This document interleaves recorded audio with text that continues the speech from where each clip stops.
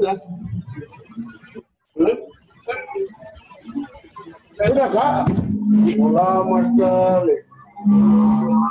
Nanti dia punya password itu nanti sebagai 40 menit nanti diganti.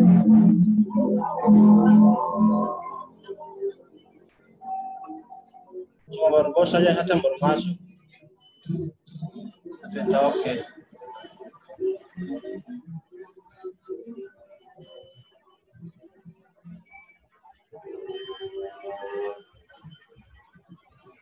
Ini polingnya ada ini. Kalau orang mau masuk orang tinggal masuk masing-masing.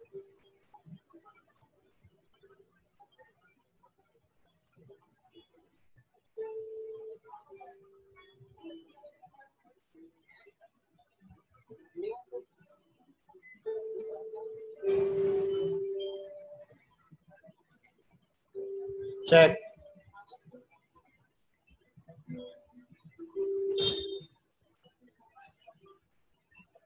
Nanti sebentar ini suruh dong matikan di sini kalau dong ada yang masih aktif rasanya untuk mod baru biarkan orang lain.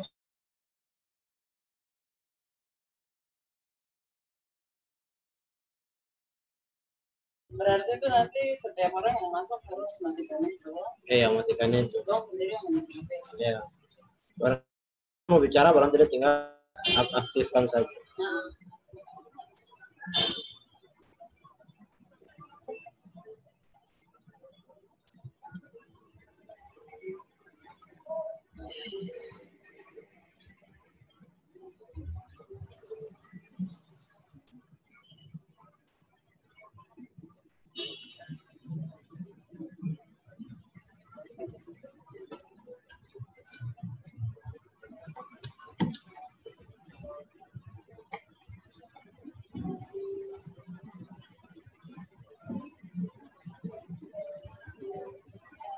Cek.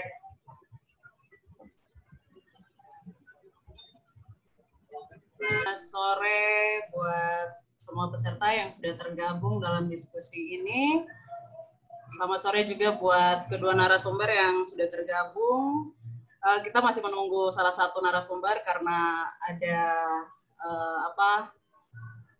kesalahan dalam sambungan jaringan.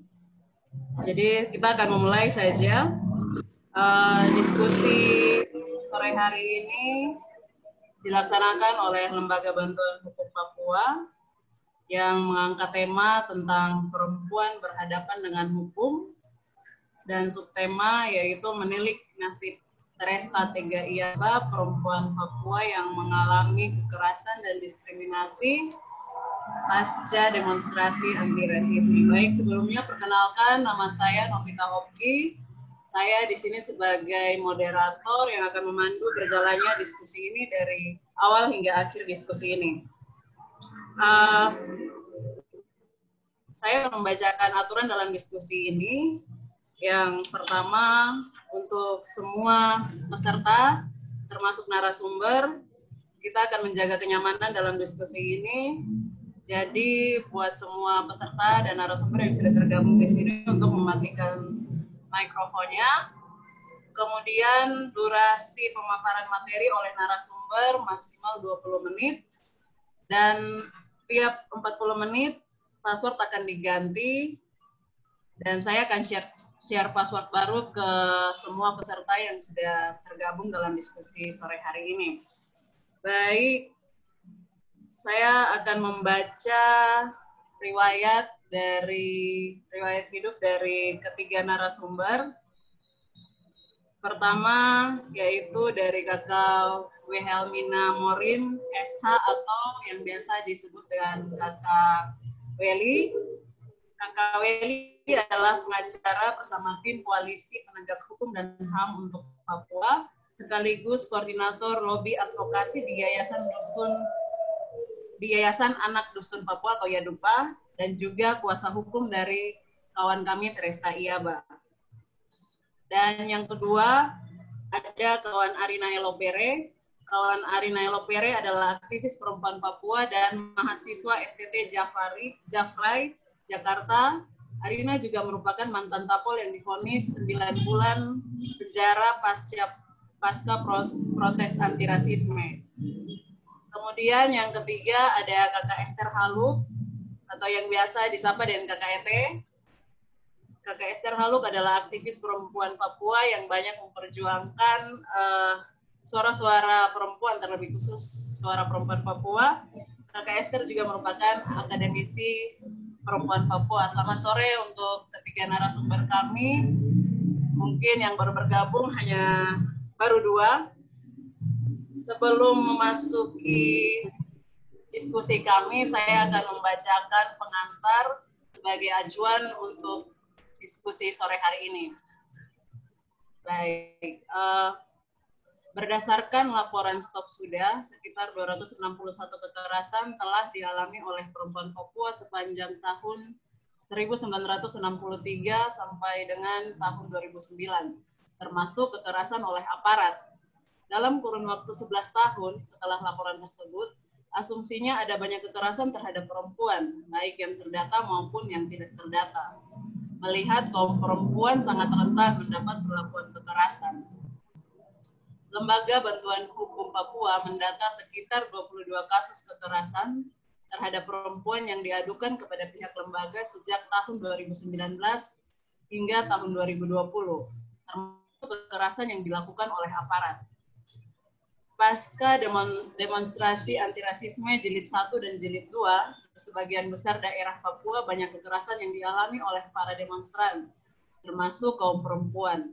Beberapa kasus diantaranya telah didampingi oleh Lembaga Bantuan Hukum Papua, juga bersama Koalisi Pengacara Hukum dan HAM Papua. Salah satunya adalah demonstrasi antirasisme di Kota Wamena yang berujung pada penangkapan dan 2 orang tersangka dibawa ke Jayapura.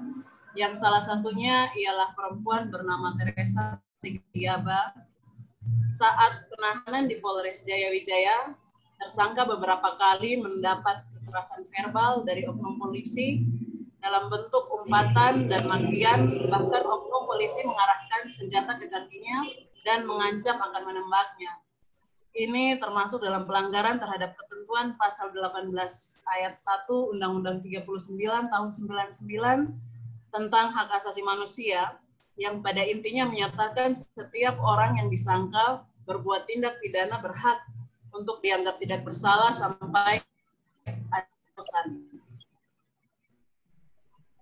Dengan alasan keamanan, pada tanggal 29 Oktober 2019 oleh penyidik, tersangka dipindah ke Rutan Polda Papua tanpa sepengetahuan keluarga tersangka perempuan.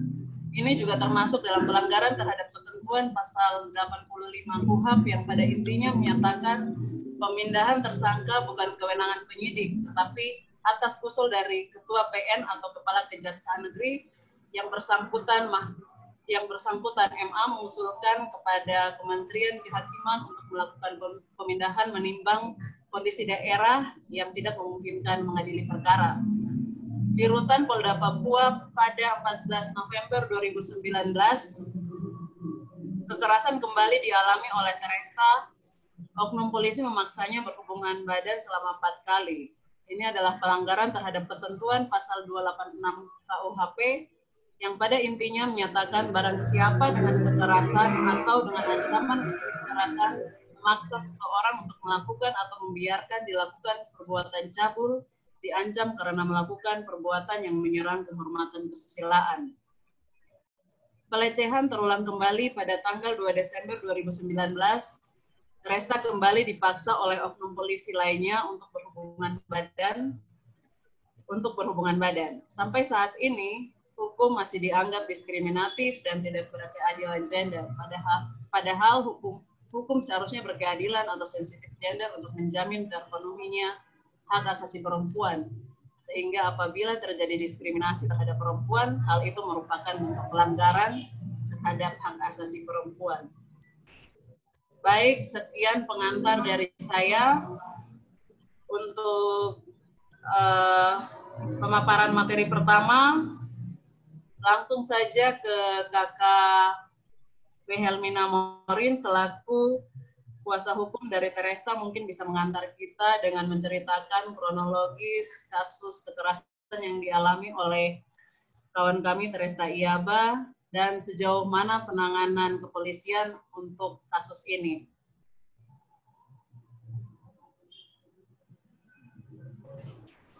Iya, terima kasih. Ya, terima kasih untuk kesempatan yang diberikan.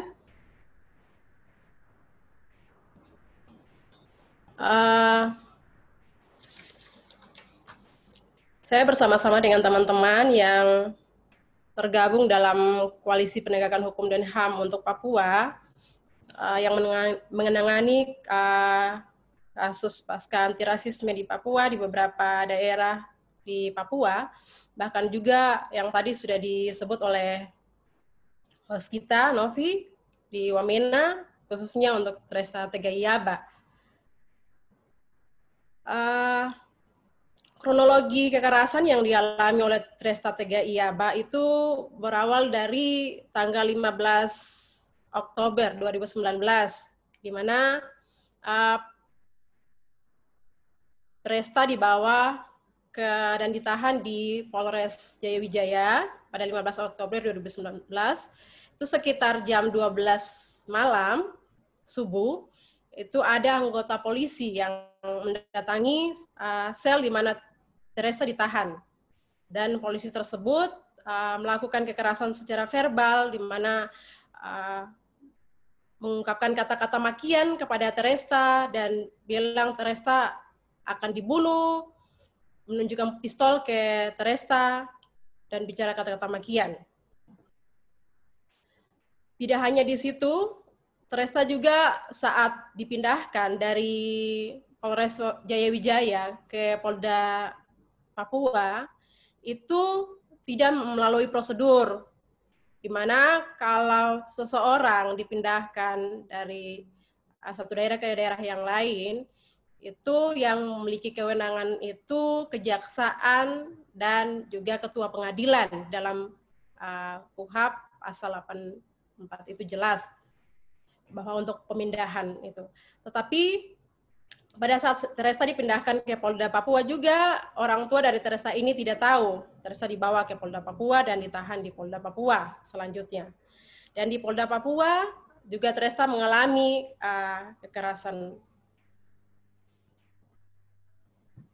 kekerasan seperti yang tadi sudah diulas oleh Novi, itu tanggal 14 November. Di Polda Papua itu ada 2 kali, tanggal 14 November, yang pertama itu jam 10 pagi. Jam 10 pagi, Tresta lagi bersih-bersih ruangan di Polda Papua, ruangan kunjung, tiba-tiba datang seorang anggota polisi yang berpangkat Brigpol, datang dan mengajak Tresta sebanyak 4 kali untuk perhubungan badan pada saat itu, jam 10 pagi. Padahal di Polda Papua setiap petugas yang tidak punya kepentingan itu dilarang masuk. Tetapi pada kenyataannya itu kalau kita lihat kasusnya Tresta, ada orang lain yang selain penjaga di Polda Papua itu masuk ke dalam ruangan tersebut, dan itu oknum polisi ini, Brigpol, dan mengajak Tresta pada jam 10 pagi. Kalau kita bayangkan itu pagi hari, tapi ada orang seperti itu dalam kondisi yang tidak mabuk,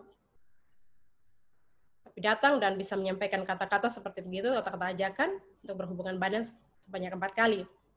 Setelah itu di tanggal 2 Desember ada juga orang lain yang anggota polisi juga yang berpangkat Bribka. Dia datang jam 3 subuh dini hari ke ruangan tahanannya Tresta dan melakukan hal yang sama, mengajak Tresta untuk berhubungan badan. Setelah apa yang dialami oleh Tresta, kami mendatangi Tresta itu sekitar tanggal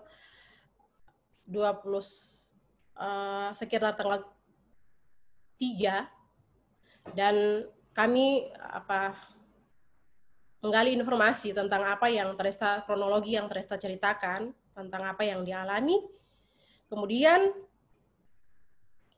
kami melaporkan, membuat laporan, kami membuat rilis dari rilis tersebut kami membuat laporan ke Polda Papua, ke Propam untuk kedua anggota polisi tersebut. Dan di tanggal 4 itu, pada saat kami membuat laporan, di tanggal 4 Desember, di tanggal 5 itu langsung petugas dari Propam, pihak Propam langsung melakukan penanganan dengan meminta Teresta diperiksa dan diambil setiap keterangan-keterangan dari Teresta untuk ditindaklanjuti. Jadi kalau untuk yang di Polda Papua, 2 orang yang di Polda Papua itu langsung ditangani, mereka langsung ditahan dan dilakukan pemeriksaan kepada mereka berdua. Sedangkan yang di Wamena itu pada tanggal 11 Desember itu ada tim penyidik dari Polda Papua yang ditugaskan untuk melakukan penyidikan di Polres Jayawijaya terkait dengan kronologi kasus Teresta yang pertama dengan kekerasan verbal yang di Jayawijaya. Itu ada anggota dari Propam yang dikirim ke sana untuk melakukan penyidikan di sana. Pada saat mereka sampai di sana, sayangnya saksi yang melihat secara langsung kronologi tersebut yang dialami oleh saudari Teresta itu sudah diancam lebih dulu. Akhirnya pada saat mereka dari Polda Papua, tim dari Polda Papua ke sana untuk melakukan mengambil informasi dan juga data-data terkait kronologi tersebut, itu saksi tersebut takut, jadi tidak menceritakan yang sebenarnya kepada mereka. Akhirnya untuk yang polisi yang di Polres Jayawijaya itu tidak didapat informasi yang cukup untuk diproses selanjutnya. Sedangkan 2 orang yang di Polda Papua itu diproses, namun proses administrasi, mereka menjalankan proses administrasi. Terkait kekerasan yang dialami oleh saudari Teresta. Tidak hanya sampai di situ, setelah Teresta mau dilimpahkan tahap 2 di Kejaksaan Negeri Wamena, pihak penyidik dari Polda Papua itu menyampaikan kepada kami, tim penasihat hukum itu, pada saat Teresta itu mau dibawa ke bandara. Dan kita bisa bayangkan bagaimana transportasi dari Jayapura ke Wamena pada saat itu juga kami mengalami kesulitan dengan transportasi pada bulan Januari. Akhirnya karena mendadak kami mencari transportasi udara untuk ke Wamena, tapi kami tidak dapat. Akhirnya Teresta dibawa tanpa didampingi penasehat hukum ke Wamena dan diperiksa di Kejaksaan Negeri Wamena itu pun untuk tahap P21-nya itu juga tidak didampingi oleh penasehat hukum. Teresta hanya sendiri dan diperiksa tahap 2.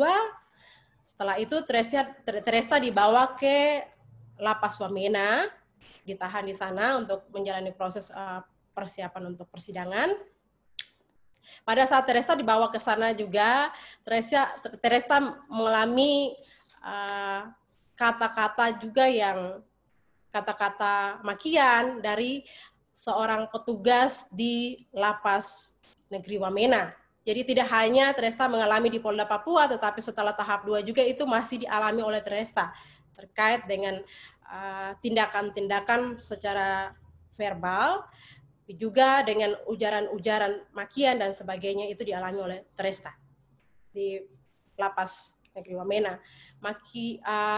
Seorang petugas yang seharusnya bertugas melindungi, mengayomi setiap tahanan yang masuk, memberikan kata-kata yang tidak sepantasnya diucapkan kepada Teresta Tegayaba.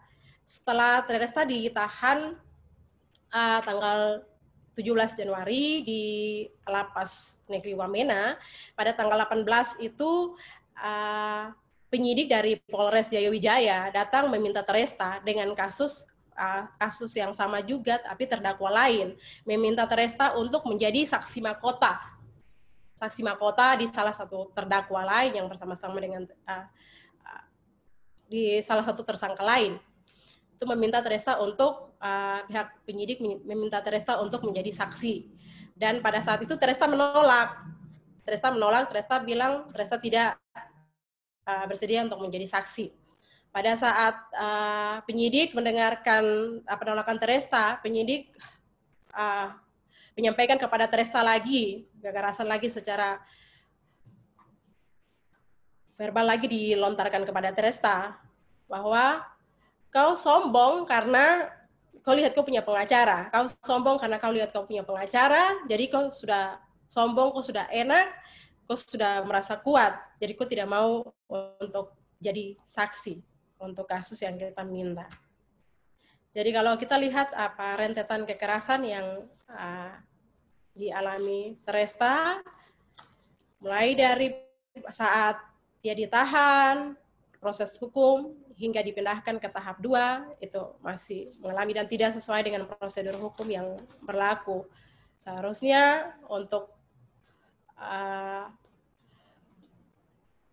seorang polisi atau seorang polisi bahkan pihak di Lapas Wamena untuk melakukan tindakan yang terkait dengan proses-proses hukum bagi seorang tersangka atau terdakwa, itu perlu memperhatikan pemberlakuan hukum yang berlaku. Tapi pada kenyataannya yang seperti kita lihat bersama pada saat hukum berbicara seperti ini dan implementasi berjalan lain. Apabila tidak didampingi secara serius, maka kita akan lihat akan terjadi hal-hal yang tidak diinginkan.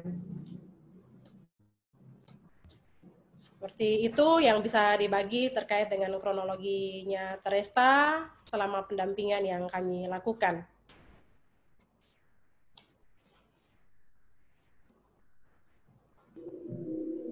Oke, Kakak Weli, terima kasih banyak buat share pengalaman pendampingan. Selanjutnya, karena narasumber kita yang kedua belum hadir juga di sini, saya langsung saja ke Kakak Esther untuk melihat kasus ini dari pandangan aktivis perempuan dan juga akademisi perempuan Papua. Sebelumnya saya juga menghimbaukan buat kawan-kawan yang sudah tergabung dalam diskusi ini, boleh saja langsung memberikan pertanyaan di diskusi ini agar kita bisa langsung diskusi dengan bebas di sini. Oke, saya langsung saja ke Kakak Esther. Sekian Kakak.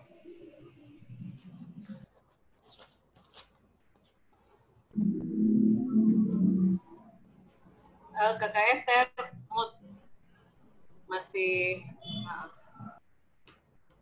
Ya, selamat sore semua teman-teman, dimanapun teman-teman berada.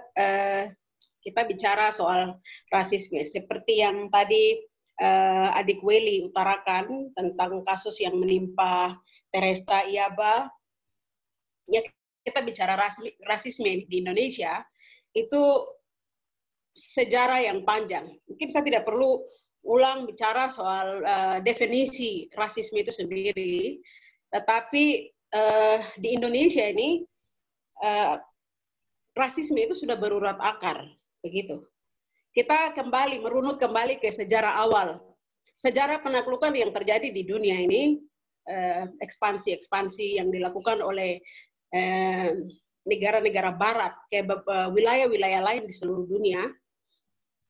Itu juga mereka membawa apa yang namanya supremasi kulit putih. Nah, kita kembali ke sejarah. Mungkin bentuk paling kelihatan dari praktek-praktek rasisme di dunia yang paling terkenal itu praktek segregasi rasial yang terjadi di Afrika Selatan. Nah, segregasi rasial yang terjadi di Afrika Selatan ini awalnya itu dia didorong oleh kesalahan interpretasi terhadap Alkitab, terutama dalam Kejadian pasal 9 sampai 10. Jadi kisah Nuh dengan dia punya anak 3 orang, Sem, Ham, dengan Yafet. Nah, di dalam kisah itu diceritakan bahwa suatu waktu Nuh minum anggur, kemudian Nuh dia jalan telanjang. Kemudian dia punya anak yang nama Ham ini lihat dia punya bapak telanjang, kemudian dia cerita sama dia punya saudara-saudara. Nah, ini kemudian ketika Nuh sadar dari dia punya mabuk, dia mengutuk Ham. Itu kisah yang direkam dalam kitab Kejadian. Nah, Ham ini sendiri itu menurut keturunan dari Ham ini itu bangsa-bangsa kulit hitam. Salah satunya Kus atau Sheba. Jadi bangsa-bangsa kulit hitam ini sebabnya ketika orang Barat ini mereka karena seluruh umat manusia kan waktu itu sudah hilang pada saat zaman Nuh begitu, banjir besar. Kemudian dari semua umat manusia ini berasal dari anak-anak ini, Sem, Ham, dan Yafet ini begitu. Jadi bangsa kulit putih merasa bahwa mereka itu keturunan Yafet begitu. Jadi kutuk yang diucapkan oleh Nuh dalam kitab Kejadian pasal 9 ayat 25 sampai 27 itu jadi hal yang dipakai oleh bangsa kulit putih, terutama orang Belanda ini. Jadi orang Belanda ini waktu sekitar abad 16 itu mereka menguasai Afrika Selatan. Mereka dikenal dengan bangsa Boers. Kemudian terjadi perang antara Belanda dengan Inggris, penguasaan kekayaan di Afrika Selatan. Kemudian mereka mulai memberlakukan segregasi rasial. Nah, Indonesia sendiri ini sejarah rasialisme begitu. Kemudian dari bangsa-bangsa kulit putih ini salah satunya Belanda kemudian melakukan ekspansi di Asia dan salah satu wilayah yang diekspansi adalah Indonesia. Nah, Indonesia ketika ini waktu yang tidak tanggung-tanggung, 350 tahun itu waktu yang lama sekali gitu. Jadi penjajahan terhadap Indonesia ini melembaga begitu. Jadi ada 3 golongan masyarakat yang diciptakan atau strata sosial yang diciptakan pada zaman penjajahan Belanda ini. Orang dengan kelompok masyarakat dengan strata tertinggi, yang teratas itu kelompok kulit putih. Yang strata menengah itu kelompok pedagang atau orang asing, seperti misalnya orang Cina. Dan yang terakhir itu kelompok inlander atau pribumi. Jadi kelompok pribumi ini selalu menjadi yang terakhir begitu. Jadi ini membentuk sejarah Indonesia ini, sejarah penjajahan kolonialisme ini membentuk pola pemikiran Indonesia hari ini, masyarakat Indonesia hari ini, begitu. Karena sudah berada dalam penjajahan yang cukup lama, begitu. Jadi segala sesuatu yang berbau yang putih, yang itu dianggap bagus, begitu. Karena mental yang rasis yang diciptakan oleh pada zaman penjajahan ini, begitu. Nah, ini Indonesia yang pernah dijajah oleh Belanda seperti begini, kemudian ketika terjadi, misalnya kita tarik kembali ke Papua, itu terjadi sejarah politik yang seperti tadi Adik Novita ada ungkapkan soal mulai tahun 1963 sampai 2009 menurut catatan Stop Sudah. Itu dia merekam 261 kekerasan. Kemudian setelah pasca itu sampai dengan sudah 11 tahun. Nah, apakah kekerasan atau rasisme terjadi atau tidak? Begitu. Jadi kita bisa lihat, saya bisa bilang bahwa rasisme itu semenjak status politik kita bergabung dengan Indonesia itu sudah rasis. Kenapa? Karena orang Papua dianggap tidak bisa mengambil keputusan untuk hidupnya, sehingga orang lain yang harus buat keputusan untuk kita punya nasib begitu. Jadi orang lain yang memutuskan, kemudian orang lain PBB, Amerika, Indonesia dan baku bicara sendiri untuk kita punya nasib, kemudian mereka yang atur harus sekarang kok masuk dikuasai oleh ini tanpa keterlibatan sama sekali. Ini sejarah politik yang kita semua tahu begitu. Jadi secara yang terbuka sekali begitu. Jadi ini sebenarnya hal tindakan yang rasis. Kenapa saya bilang rasis? Karena kita dianggap bodoh, terbelakang, tidak mampu berpikir, tidak mampu mengambil keputusan untuk kehidupan sendiri. Itu sebabnya orang lain yang harus buat keputusan. Nah, keputusan-keputusan yang rasis seperti ini, kemudian dalam implementasi kebijakan-kebijakan. Jadi sejarah politik yang sudah rasis, kemudian kebijakan implementasi di Papua itu juga rasis. Misalnya pendekatan pembangunan. Orang Papua minta, oh kami minta ini, tapi yang dikasih, oh, tidak. Pembangunan yang paling tepat untuk kamu. Akhirnya, jadi ada perbedaan antara apa yang diinginkan, tidak pernah terjadi pembicaraan, kemudian apa yang diinginkan itu tidak pernah ketemu. Begitu, antara pemerintah dengan masyarakat, orang Papua. Kemudian, hal-hal ini yang kemudian membentuk pola pikir ketika misalnya pemerintah mengambil keputusan-keputusan yang berhubungan dengan Papua. Jadi dari sejak awal sejarah politik seperti begitu, kemudian sejarah eksploitasi, pendekatan yang dilakukan ke Papua itu pembangunan, tapi dia lebih mengarah kepada eksploitasi sumber daya alam, kemudian ekstraksi. Nah ini sedangkan orang Papua berpikir bahwa kami minta pembangunan seperti begitu. Jadi seperti tadi saya sudah ungkapkan, tidak ada titik temu. Begitu. Kemudian masalah berikutnya tentang rasisme itu masalah seperti yang terjadi 15 Agustus 18 Agustus di Surabaya. Rasisme terjadi itu apa yang disebut oleh seorang sosiolog atau antropolog Ariel Haryanto itu sebagai dari Monash University itu sebagai hypernationalism. Ketika orang mulai menganggap simbol-simbol negara itu sebagai hal yang sangat sakral. Jadi ketika misalnya bendera jatuh itu membuat orang menjadi agresif. Jadi masyarakat Indonesia menjadi agresif kemudian menyerang asrama Papua yang ada di Surabaya. Jadi hypernationalism. Nah ini hal-hal yang menggambarkan tentang rasisme. Jadi kebijakan seperti kebijakan yang saya bilang tadi, misalnya pendekatan keamanan yang diterapkan oleh pemerintah. Nah ini sejarah panjang. Ketika kita bicara hari ini, kita bicara tentang perempuan Papua, rasisme, dan keadilan hukum bagi perempuan Papua. Ini catatan panjang yang terekam dalam rekam jejak yang dilakukan oleh teman-teman di beberapa lembaga dengan laporan Stop Sudah yang dilakukan pada tahun 2010, dirilis pada tahun 2010. Kemudian ada juga rekam berupa film yang berjudul Saya Ada di Sini. Ini catatan-catatan tentang kekerasan-kekerasan yang terjadi, yang sangat rasis yang terjadi terhadap perempuan.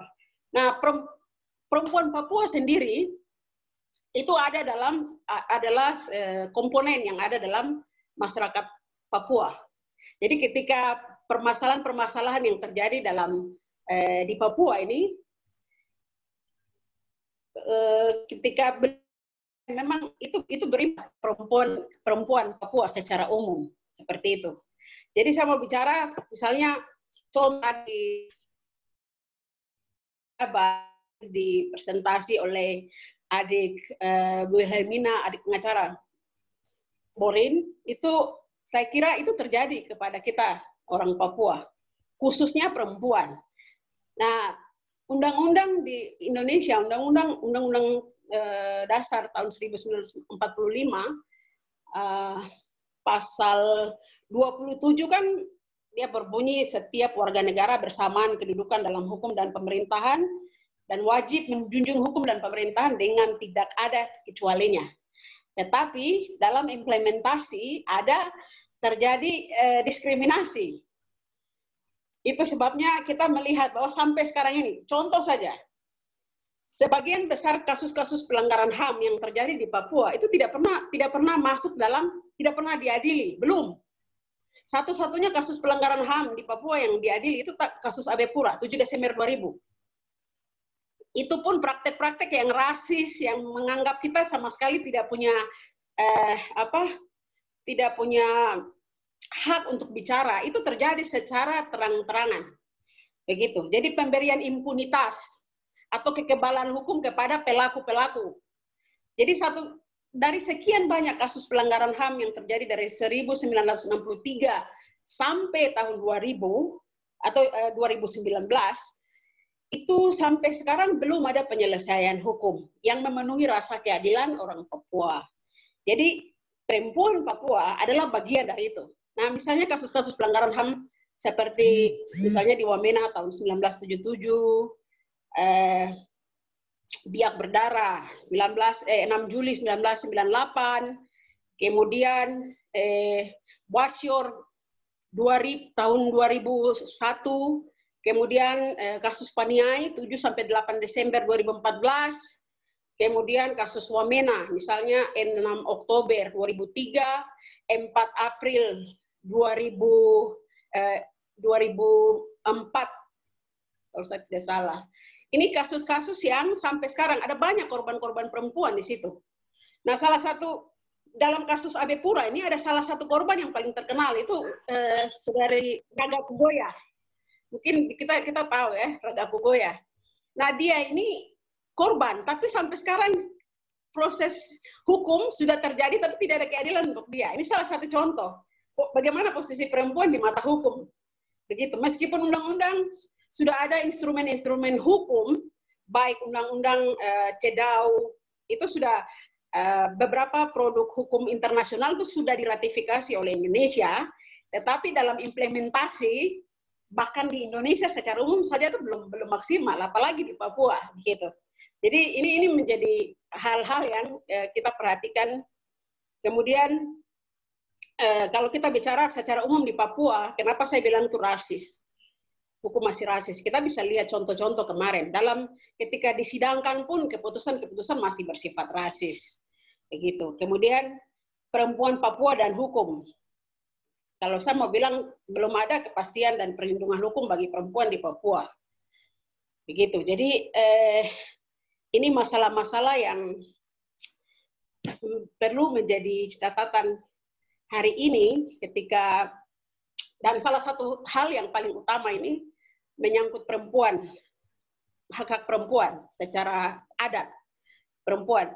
Ketika pembangunan diterapkan di Papua, ini benar-benar sangat meminggirkan perempuan, hak-hak perempuan. Karena kekerasan di Papua ini untuk perempuan itu ada 3 lapis.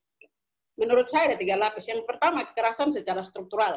Ada undang-undang yang dikeluarkan untuk memproteksi, tapi sama sekali belum berjalan dengan maksimal. Yang kedua, kekerasan secara kultural. Kekerasan secara kultural ini kita lihat budaya patriarki yang kuat. Jadi pengambilan keputusan itu tidak melibatkan perempuan. Padahal perempuan juga terkena imbas dari keputusan-keputusan yang dibuat. Contoh saja misalnya, ada penjualan lahan di daerah Kerom, lahan yang cukup besar untuk HTI atau hutan tanaman industri seperti sawit dan sebagainya. Yang kita nonton di film Saya Ada di Sini. Itu sama sekali tidak ada keterlibatan perempuan. Padahal perempuan ini perempuan yang mengusahakan kehidupan. Dia yang pergi ke hutan, dia yang masak, dapat sayur-sayur dari hutan, baru bawa pulang ke rumah, masak, kasih makan anak, kasih makan suami. Tapi ketika proses penjualan tanah atau lahan, di mana perempuan menggantungkan hidup, ini sama sekali tidak ada keterlibatan perempuan. Begitu. Ini hal-hal yang banyak menjadi catatan, menjadi PR untuk kita bicara. Karena perempuan, kalau masyarakat Papua secara umum masih berada dalam kondisi seperti itu, apalagi perempuan. Karena perempuan mengalami beban ganda. Begitu. Jadi itu kemudian yang kekerasan yang ketiga, itu interpretasi agama yang bias gender. Kenapa saya bilang begini? Karena perempuan Papua itu di misionaris-misionaris awal yang datang ke Papua itu misionaris yang punya pemahaman yang sangat patriarki. Begitu. Jadi ketika datang ke Papua, kemudian mereka ajaran-ajaran Kristen itu berdasar interpretasi mereka. Begitu. Jadi perempuan, misalnya ajaran teologi Paulus bahwa perempuan yang menjadi kepala dalam rumah tangga itu laki-laki. Nah, ini ajaran-ajaran yang kemudian diinterpretasi secara harafiah oleh pengajar-pengajar ini teolog-teolog atau hamba-hamba Tuhan. Jadi interpretasi ini kemudian meminggirkan perempuan sama sekali dalam ranah ini. Jadi legalitas kekerasan terhadap perempuan itu diperkuat oleh ini interpretasi ajaran-ajaran firman bahwa oh perempuan kok di bawah, kok rendah seperti itu, kok di bawah laki-laki. Dan ini sangat mempengaruhi sikap kemudian perlakuan yang diterima oleh perempuan di Papua. Jadi ada banyak masalah yang kita perempuan di Papua alami yang butuh untuk kita sama-sama perempuan ini duduk bicara. Kita sama-sama duduk bawa masalah ini semua. Ada hari ini investasi masuk di Papua itu meminggirkan perempuan Papua. Perempuan tidak berdaya berhadapan dengan hukum karena hak-hak hukum menyebiri hak-hak masyarakat adat begitu. Nah, perempuan ini bagian dari masyarakat adat. Kalau kita tidak bicara sekarang, besok kita tanah tuh orang lain yang kuasai. Tidak ada perempuan yang kuasai itu untuk menghidupi anak, suami, atau generasi yang akan datang. Ini kita bisa menjadi orang-orang yang kalah di atas tanah ini. Jadi saya kira perempuan dikasih tugas oleh Tuhan untuk mengambil kendali atau diberi tugas oleh Tuhan untuk melahirkan kehidupan. Begitu. Jadi sudah tugas kita untuk berdiri bicara hal-hal ini. Kita tidak bisa bikin malas tahu lagi.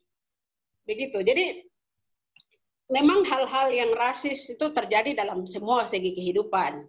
Misalnya kalau secara budaya juga kita bisa lihat misalnya pemahaman yang rasis dalam iklan di televisi yang menggambarkan bahwa yang cantik itu harus yang putih, yang bening, yang rambut lurus. Begitu. Jadi akhirnya banyak juga perempuan-perempuan Papua yang melakukan hal-hal itu karena merasa bahwa ini mental inferior ini ditanamkan oleh ini karena proses ini kolonialisme ini membuat kita berpikir seperti itu. Kita punya budaya, kita punya diri itu inferior, lebih rendah daripada yang lain. Nah, mental seperti begini ini membuat kita mungkin seperti kasus kemarin yang paling terbaru itu kasus MJ. Punya cara bicara perempuan Papua. Begitu. Ini heboh sekali di Papua. Dia bicara perempuan Papua. Tapi kita mau lihat, kenapa? Saya bilang kita mau lihat kembali bahwa MJ punya pola pikir, ini dibentuk konstruksi sosial yang ditanamkan ketika kita punya interaksi dengan orang luar, ini membentuk cara kita memandang kita punya diri, bahwa kita punya budaya lebih rendah.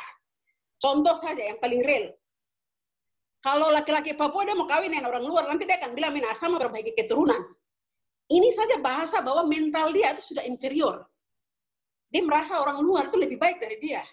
Jadi ini masalah-masalah rasis, anggapan-anggapan yang orang kira biasa. Tapi ini bagian dari apa yang seorang antropolog Frantz Fanon ada bilang. Soal mental sebagai mental bangsa jajahan, inferioritas.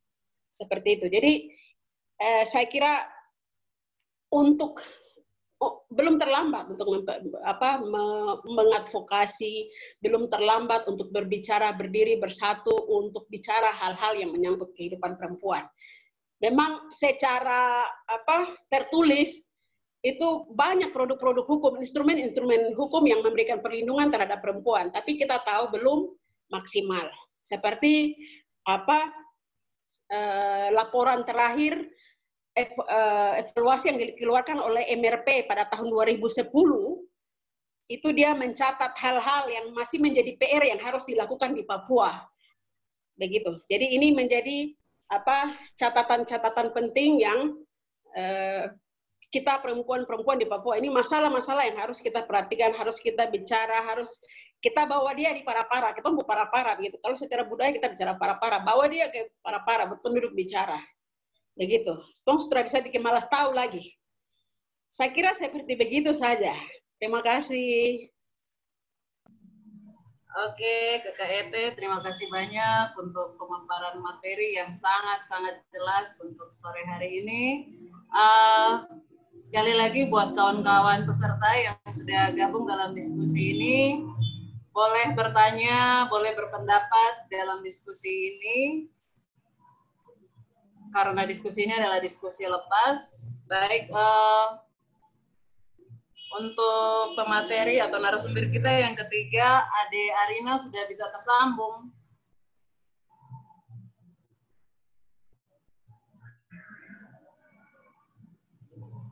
Halo, Ade Arina. Belum bisa.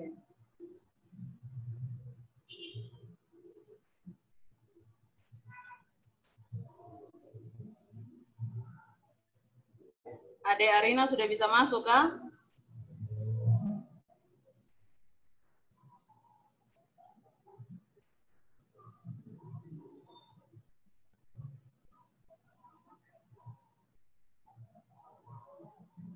Oh ya, sepertinya masih belum bisa tersambung, mungkin karena jaringan.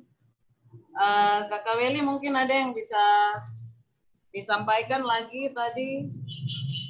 Ada materi yang belum tersampaikan, mungkin bisa disampaikan atau sudah cukup.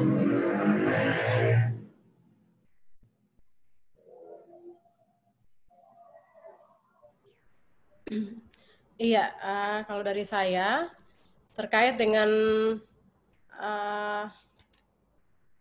perempuan berhadapan dengan hukum, seperti kasus Tresta Tegayaba, kalau kita tidak memaksimalkan untuk melakukan monitoring dan pengawasan terhadap laporan yang sudah kita masukkan, maka itu tidak akan, mereka tidak akan tindak lanjuti untuk pengawasan terhadap laporan polisi yang sudah kita masukkan. Kalau tidak kita awasi secara baik, maka itu tidak akan, mereka tidak akan melihat itu untuk menindaklanjuti itu. Jadi kalau sudah kita laporkan, kita harus terus mengawasi proses yang sudah kita laporkan ke polisi terkait dengan kasus-kasus yang sudah ini, apa yang sudah kita laporkan terkait dengan Tresta ini. Karena yang Tresta punya ini, kami hanya kemarin buat itu laporan terkait dengan laporan disiplin, dan kami belum memasukkan untuk laporan pidananya, karena perlu 2 orang itu diproses pidana terkait dengan tindakan yang mereka lakukan. Jadi tidak hanya proses administrasi, karena kalau proses administrasi kita hanya sebatas tidak bisa melihat sampai ke dalam, melihat proses-proses itu dilakukan. Misalnya mereka disidangkan itu berupa proses sidang profesi, jadi kami tidak secara langsung lihat atau terlibat untuk melihat itu. Tapi kalau proses kami untuk proses pidananya itu bisa secara langsung bisa dilihat karena terkait dengan perbuatan dari yang bersangkutan, 3 orang yang bersangkutan, seperti begitu. Jadi untuk kalau proses administrasi itu memang agak sulit untuk kita untuk melihat dan mengawasi secara langsung. Kita hanya bisa mendengar bahwa memang sudah prosesnya, mereka sudah disidangkan atau pemutasian atau sanksi-sanksi yang lain yang diberikan, tetapi kita tidak bisa ukur proses itu sejauh mana untuk memberikan rasa keadilan bagi korban, saksi korban yang mengalami seperti begitu.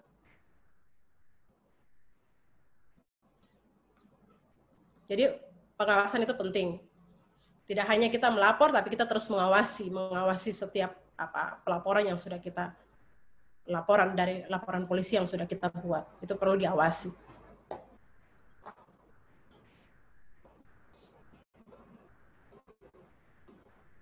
Iya, itu yang bisa saya tambahkan terkait dengan perempuan berhadapan dengan hukum. Dengan kasusnya Tresta.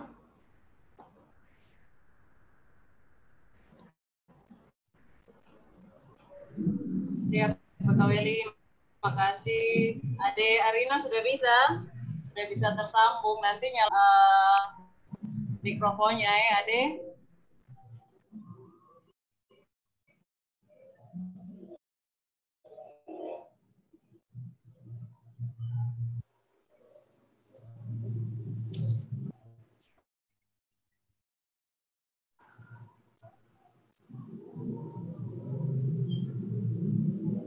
Shalom, selamat sore. Mikrofonnya nanti tolong dinyalakan, Ade. Selamat sore. Iya, Ade nanti bisa langsung saja ya. Ade kalau Jaringannya sudah baik, langsung saja deh.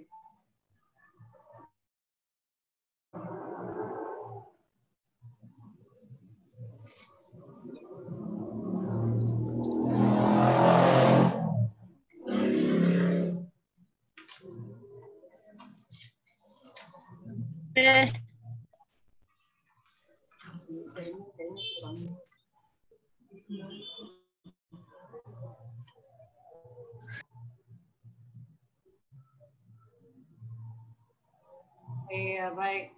Kawan-kawan, karena terkendala jaringan, jadi kita lihat saja langsung. Ini ada pertanyaan dari kawan Noris.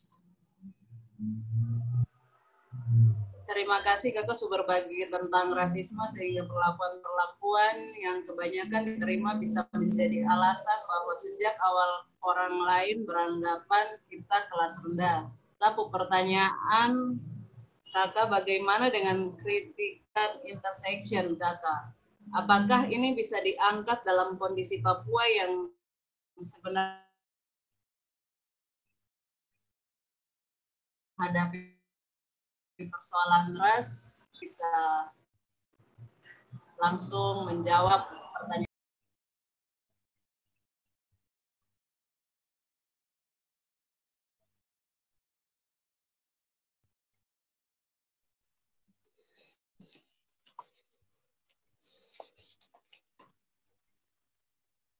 Mungkin Noris bisa kasih pertanyaan secara langsung, jelaskan maksudnya lebih apa, lebih jelas begitu.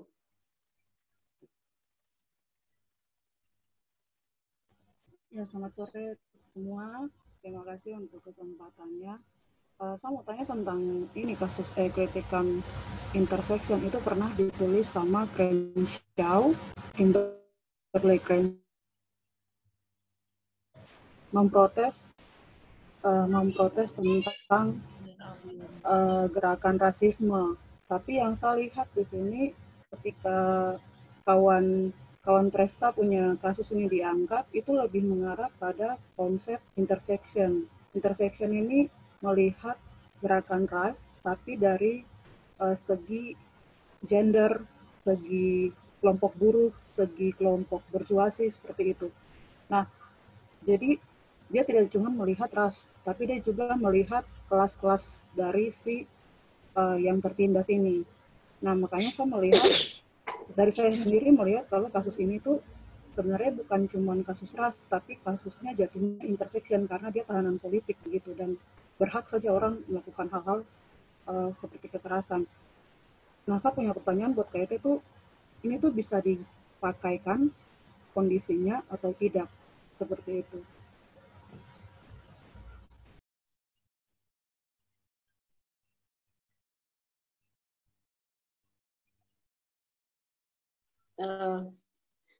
Ini adik moderator, saya bisa langsung jawab kah?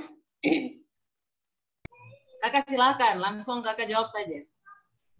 Oke, baik. Kalau berbicara soal Papua, memang semua kebijakan, semua hal yang terjadi di Papua itu dia mempunyai dimensi politik yang sangat kental. Jadi ketika kita bicara rasisme pun, ini ada masalah-masalah. Jadi Papua itu semenjak bergabung, bahkan sebelum bergabung dengan Indonesia itu sudah terjadi pergolakan yang panjang sampai dengan yang sekarang. Itu yang tadi saya ada bilang, pusat punya pemahaman yang lain terhadap Papua, dia punya kebijakan yang diterapkan di Papua juga belum ketemu, belum sinkron dengan apa yang diinginkan oleh orang Papua atau yang menjadi permasalahan. Ini belum ada titik temu, sehingga semua keputusan, semua tindakan yang diambil tuh semua, meskipun kita bilang ini dia hukum, tidak punya, tapi apapun yang terjadi di Papua itu punya dimensi politik yang sangat kental. Jadi keputusan-keputusan ataupun tindakan-tindakan yang diambil juga lebih kental dengan unsur-unsur politik. Nah, kita bisa bilang, mungkin sebagian orang bilang, oh kasus rasisme yang kemarin itu dia murni rasis, dia tidak ada unsur politik. Benar, tapi kita bisa lihat secara hukum, orang-orang yang dituduh, ini kan masuk dalam tahanan politik, meskipun kasusnya rasisme begitu. Tapi mereka diadili, itu keputusannya politik sekali gitu. Contoh saja misalnya, 7 tahanan politik yang di Kalimantan, keputusannya keputusan politik. Yang dari hukuman yang belasan tahun, padahal ini kasus mereka ini korban dari kasus kita di Papua ini korban kasus rasisme begitu. Kita yang dibilang monyet, kita yang dibilang dengan sebutan-sebutan yang sangat rasis seperti itu, tapi bukannya kita dilindungi karena undang-undang mensyaratkan bahwa kita dapat perlindungan. Di depan hukum itu siapapun dia warga negara yang dianggap sebagai warga negara itu bersamaan kedudukan. Tapi kenapa ketika ini diproses secara hukum justru pelakunya itu bisa ya melenggang bebas begitu. Sedangkan korban itu justru dikriminalisasi. Nah, ini kan praktek hukum yang sangat rasis. Gitu. Jadi ketika bicara tentang rasisme kemarin, memang sebagian orang bilang, oh, Black Lives Matter yang terjadi di Amerika tidak ada hubungan dengan Papua. Tidak. Saya kira interpretasi. Tadi saya bicara soal sejarah rasisme. Dalam kebudayaan-kebudayaan hitam itu sudah dianggap kelompok masyarakat terbawah gitu. Saya punya pengalaman yang sangat ini ya. Saya dulu dari SD sampai SMP itu saya di Sulawesi. Saya ikut orang tua. Nah, waktu SD ini saya masih kecil di sekolah, tapi sebutan yang dikasih sama orang-orang di masyarakat di Makassar sama kami di Papua itu kami disebut sebagai ini. Ada istilah-istilah seperti Ambon Marege. Ada istilah-istilah seperti begitu. Nah, istilah ini bahwa marege itu artinya kayak kulit hitam begitu.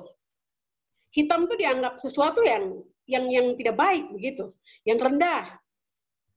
Atau misalnya saya waktu kuliah di Jawa. Lama saya berada di Jawa. Dan saya tahu sekali kalau orang Jawa bilang wong ireng itu saya tahu sekali dia punya makna seperti apa. Nah, hal-hal ini sudah bukan hal baru lagi begitu. Jadi memang rasisme di Indonesia ini ada, tapi tidak ada orang tidak mengaku bahwa itu ada begitu. Tapi dalam praktek-praktek itu sangat kental sekali begitu. Jadi saya hanya mau bilang bahwa rasisme itu diajarkan. Anak-anak kecil-kecil waktu masih kecil-kecil mereka bisa bermain bersama, tidak ada masalah. Begitu, anak kecil bisa lihat saja anak kecil balita itu mereka bisa bermain bersama. Tetapi sudah mulai umur sekolah itu mereka sudah mulai ada jarak. Saya lihat itu sekali di Papua. Kita dengan teman-teman migran dari luar, ini kita seperti minyak dengan air. Ada sebagian yang bisa ya dekat, kita punya hubungan, tapi yang sebagian besar itu kita tidak mau bicara, padahal kita tinggal di tempat yang sama, di tanah yang sama, seperti begitu. Jadi itu yang mungkin saya bisa bicara kalau masalah rasisme begitu. Saya harap saya bisa menjawab itu untuk Adik Noris.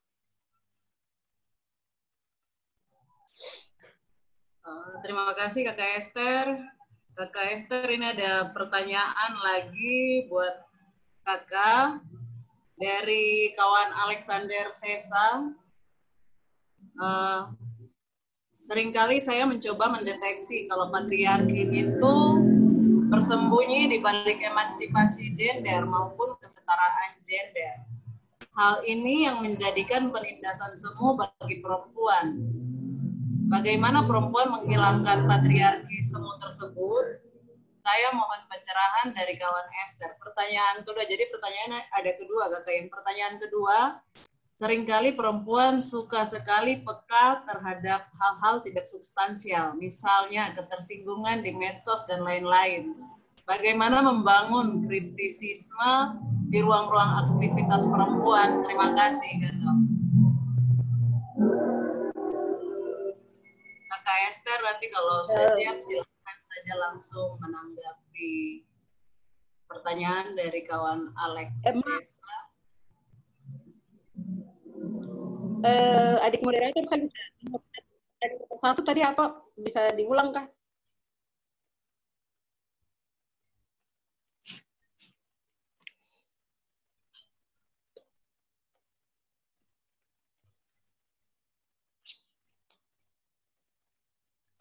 Suara. Ada Novita bisa kasih unmute kah? Ya, oke Kakak. Jadi ada sedikit narasi dari yang pertama tuh, seringkali saya mencoba mendeteksi kalau patriarki itu bersembunyi di balik emansipasi gender maupun kesetaraan gender.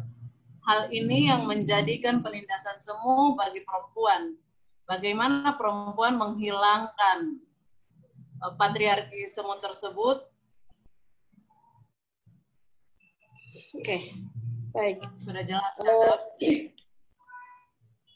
Ya, baik. Kita bicara patriarki. Kita di Papua ini masyarakat dengan budaya patriarki yang sangat kental, begitu. Meskipun kita bisa lihat bagaimana posisi perempuan dalam adat.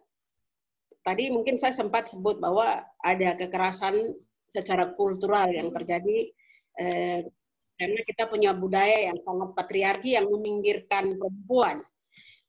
Begitu. Sebenarnya dalam budaya hari ini, ketika kita bicara patriarki di Papua, itu di masyarakat adat itu sebenarnya posisi perempuan itu meskipun dia tidak terlibat dalam pengambilan keputusan, tetapi keterlibatan dia secara tidak langsung itu ada, begitu. Pengakuan, kemudian adat juga mengakomodir ketika perempuan berbicara, begitu. Nah, pola-pola kepemimpinan politik yang ada di Papua itu turut mempengaruhi posisi perempuan, begitu. Misalnya dalam budaya di daerah Pegunungan Tengah,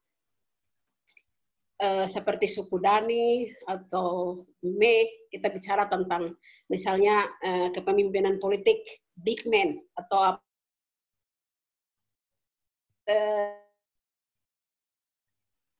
dia punya itu juga dia berkontribusi katakan ini prestis dari big man ini gitu. Nah, ini kan butuh diskusi panjang gitu, tapi saya mau bahwa cara untuk menghilangkan itu saya kira ini butuh proses panjang gitu. Jangan ada sebagian perempuan yang merasa bahwa tidak ada masalah, budaya patriarki tidak ada masalah untuk mereka bisa terima. Tapi ada sebagian yang mungkin orang-orang perempuan yang misalnya perempuan yang berpendidikan itu merasa, oh ini budaya patriarki ini sudah meminggirkan, memarginalkan kami, atau terjadi keputusan-keputusan yang sangat bias gender seperti begitu. Jadi kalau mau bicara menghilangkan budaya patriarki, kita mau menghilangkan budaya patriarki sama saja kita mau bicara kita menghapus tonggo budaya begitu. Jadi ini kita harus secara hati-hati memilah ketika kita mau hilangkan, tidak bisa sih hilangkan itu dengan mudah, tapi bagaimana kita melibatkan laki-laki dengan perspektif gender untuk terlibat dalam mengadvokasi, memberdayakan, melibatkan perempuan-perempuan dalam pengambilan keputusan. Begitu. Jadi contoh saja, misalnya selama ini saya kita diskusi bangun kelompok-kelompok diskusi, itu bagaimana laki-laki hadir, ini laki-laki yang tercerahkan begitu. Ketika banyak sekali ikut diskusi-diskusi, mereka mendapat pencerahan, dan itu saya lihat juga dalam misalnya ketika saya mengajar, karena saya mengajar di mata kuliah gender, awalnya ini mahasiswa-mahasiswa ini punya pikiran yang, ini saya bicara di kampus tempat saya mengajar ya, yang dari daerah-daerah. Jadi khusus untuk gereja Kingmi ya, ini mahasiswa-mahasiswa yang datang dengan pikiran bahwa perempuan tidak boleh terlibat dalam pelayanan dan sebagainya. Tapi ketika saya mulai dengan diskusi tentang gender ini, bagaimana kira-kira di hadapan Allah itu perempuan dan laki-laki posisinya seperti apa? Kita sama-sama. kita punya posisi yang sama. Nah, pemahaman ini kemudian akhir semester itu mahasiswa justru pemahamannya sudah berubah. Oh, berarti perempuan harus terlibat dalam pelayanan-pelayanan karena seperti begini. Nah, ini hal-hal artinya kita melibatkan laki-laki begitu untuk menyeimbangkan ini. Kemudian untuk pertanyaan kedua, bagaimana membuat perempuan lebih kritis melihat masalah-masalah. Saya kira salah satu diskusi seperti begini, kalau ditonton oleh perempuan-perempuan di Papua, ini dia punya dampak besar sekali. Hari ini di Papua, kita banyak mengalami masalah pelanggaran-pelanggaran HAM itu, dari sekian banyak kasus-kasus ini cuma satu saja yang masuk dalam ini, sudah disidangkan. Sedangkan sekian banyak kasus ini belum disidangkan sama sekali. Tidak ada keadilan untuk kita. Ada represivitas yang terjadi seperti adik kita, Teresta Iyaba. Ini ketidakadilan yang terjadi terhadap perempuan. Dan ini perlu untuk kita perempuan duduk bicara. Kalau perempuan-perempuan mengalami hal seperti begini, bagaimana cara kita mengadvokasi? Apakah kita cuma tulis komentar saja di Facebook, kemudian diam, atau kita buat apa? Seperti begitu. Kemudian menjadi kritis, saya kira sebagai orang Papua, perempuan Papua khususnya, Tuhan yang tempatkan kita di atas tanah ini, kita punya tugas untuk menjaga tanah ini. Jadi saya kira tugas itu tugas saya, tugas saudara-saudara, adik-adik, teman, kakak, ketemu sama-sama punya tugas untuk bicara. Kalau hari ini, misalnya investasi masuk di Papua, kemudian meminggirkan atau investasi meminggirkan masyarakat adat, itu saya kira kita sebagai perempuan adat kita harus bicara juga begitu. Kita tidak bisa diam hanya kritis dengan hal-hal yang bersifat tidak substansial. Seperti perdebatan-perdebatan yang hari-hari ini saya lihat di Facebook, itu seperti begitu. Ada masalah yang lebih penting, yang mendesak, yang butuh perempuan Papua seluruhnya, dari Sorong sampai Merauke, 7 wilayah adat duduk berbicara sama-sama. Kontra bisa lihat itu kemudian bikin malas tahu. Karena kita berutang kepada generasi yang akan datang. Keputusan yang hari ini kita buat itu, kita berutang sama generasi. Kita tidak menyisakan ruang untuk generasi mendatang kalau kita tidak peduli dengan masalah yang ada. Terima kasih. Oke, baik. Terima kasih Kakak Esther. Ini Ade Arina sudah bisa tersambung, Kak Ade? Kalau Ade sudah bisa tersambung, ya. Baik, nanti bisa sharing sedikit pengalaman waktu kemarin saat ditahan, mungkin ada kekerasan, begitu Ade bisa sampaikan di sini. Silakan Ade. Ya, ya. Jauh sebelumnya mohon maaf saya telat masuk karena ada kendala sedikit dan jaringan Wamena juga kurang ini, jadi kurang maksimal. Mohon maaf. Terima kasih banyak atas momen ini. Selamat sore buat kita semua. Sebelumnya perkenalkan nama saya Arina Lopere, itu yang sudah viral sekarang, dan sebenarnya saya punya nama itu Wene. Saya kelahiran di Jigi dan status saya sebagai mahasiswa teologi di Institut Jafra Jakarta, dan di mana waktu kasus yang terjadi di Surabaya, waktu itu semua mahasiswa turun di depan istana untuk eksodus, dan itu aksi terakhir. Dan waktu itu saya juga terlibat. Saya belum pernah jauh sebelumnya, saya belum pernah ikut aksi dan sebagainya.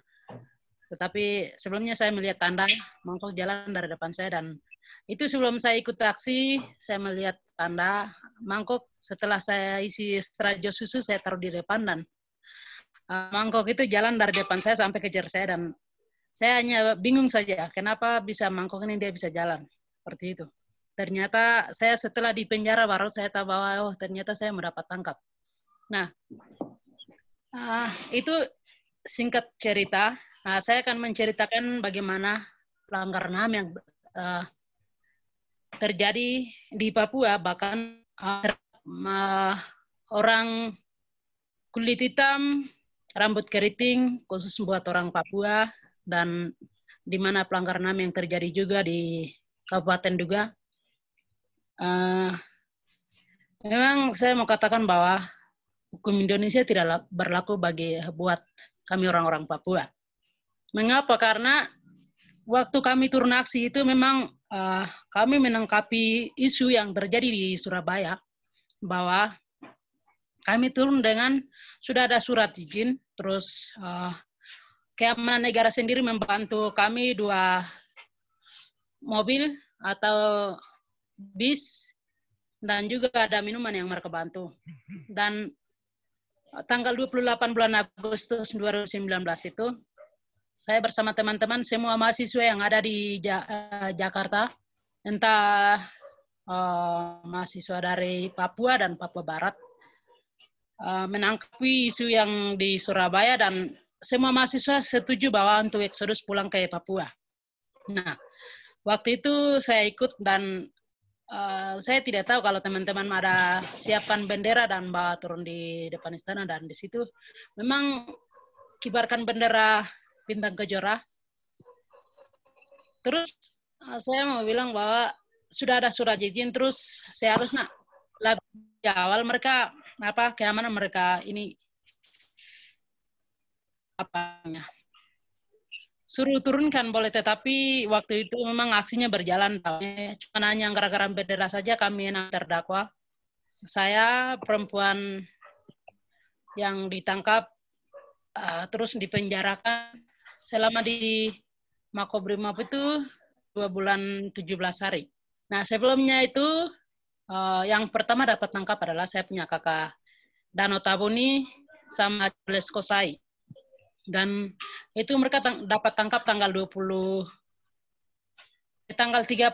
dan tanggal 31 saya dengan saya punya teman-teman, terus ada kakak laki-laki 2 juga, Isai Wenda sama Ambrosiut Mulait, terus Surya Ginting, itu mereka dapat tangkap juga. Dan itu saya pun tidak mengenal mereka, namun saya sudah dipenjarakan, terus gabungkan dengan mereka di Makobrimob, di lembaga negara, di situ baru saya kenal mereka.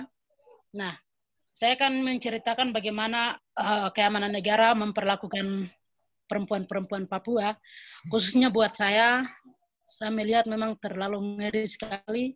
Waktu itu saya dengan saya punya Tante Norin Cekogoya, Naliana saya punya adik Nelina Gujangge, kami bertiga pergi ke Indomaret, dan setelah beli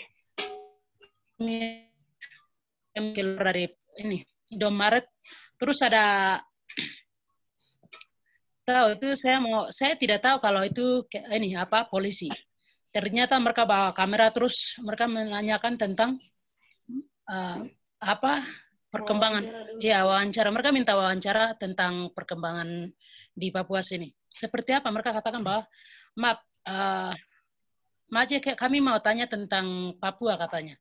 Terus bawa kamera, dan mereka mempertanyakan bahwa perkembangan di sana. Kami mau wawancara sedikit, bolehkah tidak? Terus mereka minta waktu itu dari 20 menit, 15 menit, sampai kami terus maju ke depan, mereka kejar terus, dan menyeberang Jalan Raya Sembares Jakarta Selatan. Kami sudah masuk di jalan lorong, mereka terus kejar, dan Aliana ini dia lari. Nanti katakan bahwa dia bilang kalau mau wawancara itu harus ke kontrakan, karena kami punya onayada, tidak boleh di jalan katanya. Dan Nalina ini lari, dia pakai baju singlet, terus preman itu dia kejar. Dia katakan bahwa itu pelakunya. Nah, itu baru saya bingung, pelaku ini maksudnya apa? Dan kami setelah maju terus, mereka kejar dari belakang, dan saya ambil HP, terus saya rekaman suara di grup kontrakan. Saya bilang kami dapat tangkap seperti ini. Nah, polisi itu dia datang. Saya tidak tahu dia polisi. Dan dia mengatakan bahwa HP kenapa kamu mau siapa katanya. Saya bilang masa merampas saya punya HP? Ada alasan apa? Saya bilang. Terus dari situ dia mengaku bahwa ternyata dia itu polisi. Katanya dia bilang jangan berteriak karena kami hanya mau jalan saja. Karena hari ini hari Sabtu dan kami hanya ngopi-ngopi. Setelah itu kami akan pulangkan kamu. Mereka katakan seperti itu, dan langsung rampas saya punya HP dari tangan. Dan saya minta mereka juga mendukung yang tadi ada mengatakan bahwa polisi itu. Nah, dari situ langsung saya minta tolong dan Pak itu datang langsung tutup saya punya mulut dengan tangan, langsung seret masukkan dalam mobil. Terus saya punya tante Norince juga, kami dibawa ke Polda Metro Jaya. Dari situ mereka memperlihatkan foto-foto itu bukan foto yang di waktu kami asli, tetapi foto-foto saya waktu saya piknik dengan teman-teman saya, terus ada di kampus, di gereja, segala macam foto-foto biasa yang mereka tunjukkan. Dan saya mengaku bahwa ini benar. Setelah itu baru mereka kasih tunjuk saya punya foto yang sebenarnya di depan istana waktu kami aksi.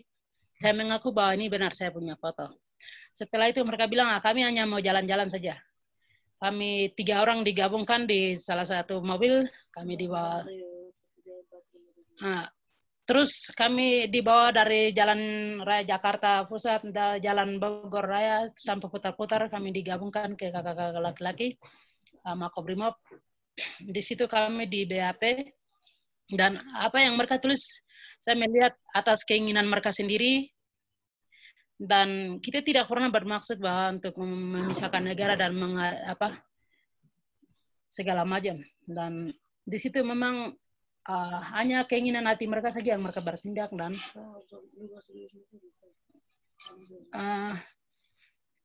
saya memang terlalu ngeri sekali buat saya, dan saya mau katakan bahwa kesimpulannya, dan selama saya di Makobrimob saya pernah jatuh sakit, dan apa yang terjadi di Papua sini waktu kami dapat tanggal berapa apa yang terjadi di Papua sini, entah kebakaran dan segala macam, saya melihat memang sebelum saya mendengar informasi saya sudah lihat. Nah, dan di sana itu saya pernah jatuh sakit, ada kakak-kakak juga pernah jatuh sakit, tapi responnya itu terlambat. Responnya sudah 1 minggu lewat, begitu baru responnya terlambat, terus minta suntik lah segala macam, itu tidak pernah kasih obat. Nah, setelah itu kami dipisahkan ke tahanan perempuan sama laki-laki. Nah, saya melihat di tahanan perempuan itu memang banyak yang tidak saya, seperti kamu orang Papua itu sudah mandi saja jorok, apalagi belum mandi. Dan rambutnya kayak rambut boneka seperti itu. Dan banyak sekali yang mereka sampaikan kepada saya, dan ada banyak orang yang tegur saya juga, orang Papua itu tidak tahu diri ya, seperti monyet, binatang, tidak punya hati, segala macam. Nah, itu semua saya terima, dan saya pernah katakan juga, ada orang yang tegur saya juga di penjara. Kenapa? Sebenarnya aksi berteriak itu hal yang tidak bagus dan tidak wajar. Seharusnya kamu sebagai orang-orang Kristen tidak boleh turun ikut orang-orang yang tidak punya pendirian, katanya seperti itu. Saya bilang, kalau saya langsung jawab sama ibu itu, saya bilang, memang kalau kami sebagai orang Kristen, kami tidak bisa nonton kami punya masyarakat, kami punya orang-orang yang diintimidasi dan dianggap seperti binatang, tidak bisa. Saya sebagai seorang pelayanan atau status sebagai ini, saya memang wajar untuk saya menyuarakan. Karena itu saya merasa, dan juga karena saya pernah bantah terhadap petugas di situ, di tahanan perempuan Rutan Pondok, bahwa tahanan-tahanan bukan hanya untuk orang Papua saja, masih ada di Indah, seperti Manjuri, itu saja orang banyak yang dipenjarakan, dan di penjara itu saya melihat tempat tidak layak, makanan pun tidak layak. Mungkin makanan yang kita makan Papua, kita makan di luar itu lebih bagus, tapi orang-orang di penjara itu makanan tidak layak, terus tempat juga, dan hukuman terlalu tidak manusiawi di dalam penjara. Dan bukan hanya di Papua, tetapi di Jawa juga seperti itu, dan khusus untuk orang-orang Papua itu, saya mau katakan bahwa hukum Indonesia tidak berlaku bagi orang-orang Papua. khususnya buat saya dengan saya punya teman-teman yang kami selama dari hukuman, kami dianggap seperti orang-orang yang pembunuh dan juga perampok seperti itu, dan kami dianggap teroris. Memang ngeri sekali hukum Indonesia ini, karena kami dikatakan melanggar hukum negara dan juga makar. Jadi saya tidak mengerti apa maksudnya semua ini. Dan sampai kami hukuman 20 tahun atau seumur hidup, sampai kami diputuskan hukuman 1 tahun 5 bulan, dan saya sendiri bersama teman-teman kami menjalani 9 bulan. Dan beberapa bulan yang kami lewatkan saya sudah bebas. Dan saya mau bilang bahwa hukum Indonesia ini tidak berlaku buat orang-orang Papua, karena baru saya keluar dari penjara tanggal 16 bulan Juni. Saya mengikuti menyuarakan buat teman-teman yang memberikan hukuman dari hukuman yang diberikan dari keamanan atau dari pemerintah Indonesia kepada teman-teman mahasiswa yang di Surabaya itu, Surabaya, Kalimantan Timur kemarin. Nah, itu kami menyuarakan, dan itu pun saya pikir saya sudah bebas dengan murni, tetapi masih saja mencari saya, dan tanggal 17 mereka mencari saya, datang di kontrakan Putri Duga, mereka mencari-cari saya, katanya ada Arina di sini atau tidak. Saya pikir saya sudah bebas dari penjara, tetapi mereka masih terus mencari saya. Nah, ini saya bilang bahwa apa maksudnya semua ini. Dan baru saya tiba tanggal 19 di Jayapura, dan dari situ saya baru tanggal 17 kemarin saya tiba di Wamena, ada di Wamena, dan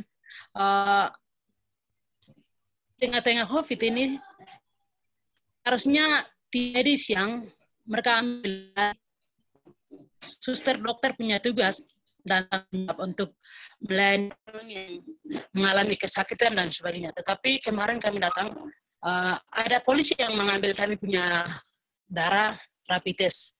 Pas lagi tes kami mau keluar dari bandara, saya melihat ada negara atau kepolisian yang mengambil darah. Ini tidak wajar, dan saya bilang bahwa di Papua sini hukumnya tidak ada atau bagaimana. Saya hanya rasa tertawa saja, karena saya pikir bukan mereka punya tugas untuk mengambil darah dan sebagainya. Nah, jadi intinya apa yang tadi saya bilang, bahwa hukum Indonesia tidak berlaku bagi orang Papua, karena tidak layak sekali, tidak ada kemanusiaan buat orang Papua. Terima kasih. Mungkin itu saja. Tuhan Yesus memberkati kita semua. Terima kasih banyak untuk Adik Arina yang sudah sharing pengalaman saat ditahan di Rutan Jakarta. Kakak Weli, ini ada pertanyaan buat kakak dari kawan Noris. Begini pertanyaannya. Kakak Weli, saya mau tanya, kan di Polda Papua kalau tidak salah ada rumah aman, kakak. Berarti apakah proses buat 2 oknum ini cuma berhenti di administrasi, kakak? Lalu korban bagaimana, kakak?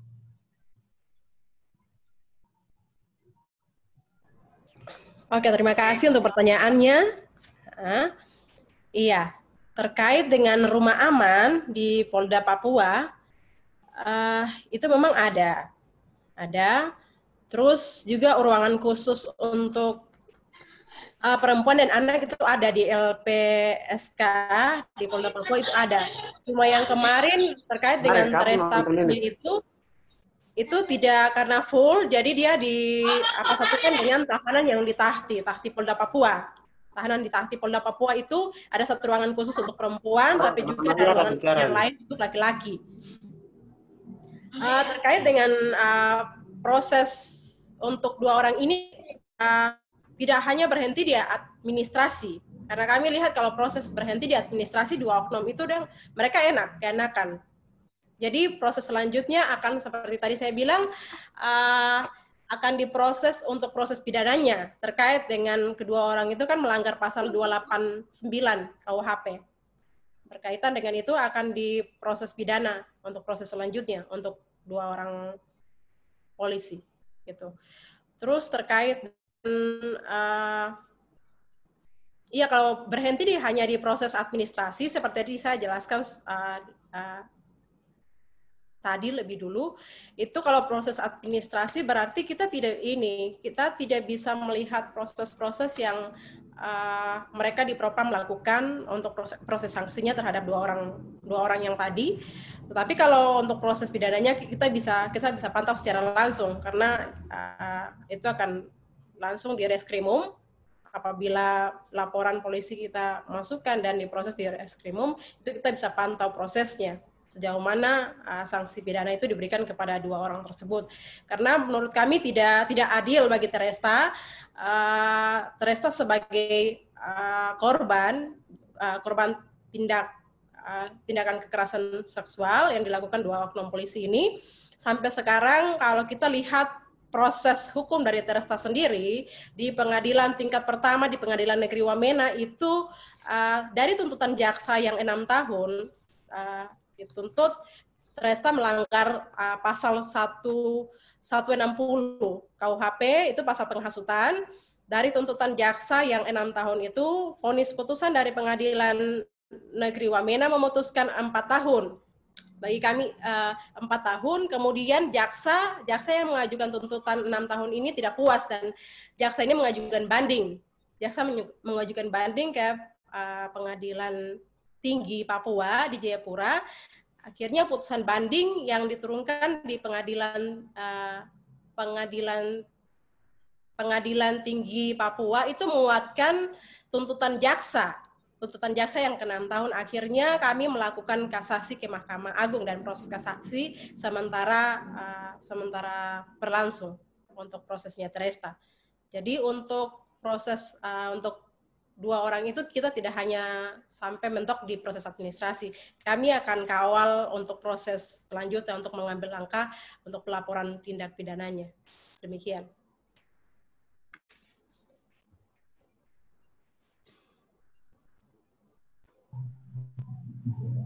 Terima kasih Kakak Weli sudah menjawab pertanyaan dari kawan Noris.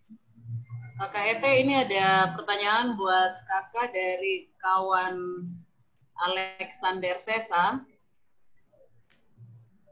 Saya pernah baca One Dimensional Woman by Nina Power tentang emansipasi konsumerisme.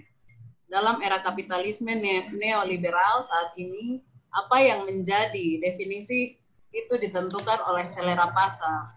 Perempuan dicitrakan sebagai manusia yang harus selalu tampil sempurna.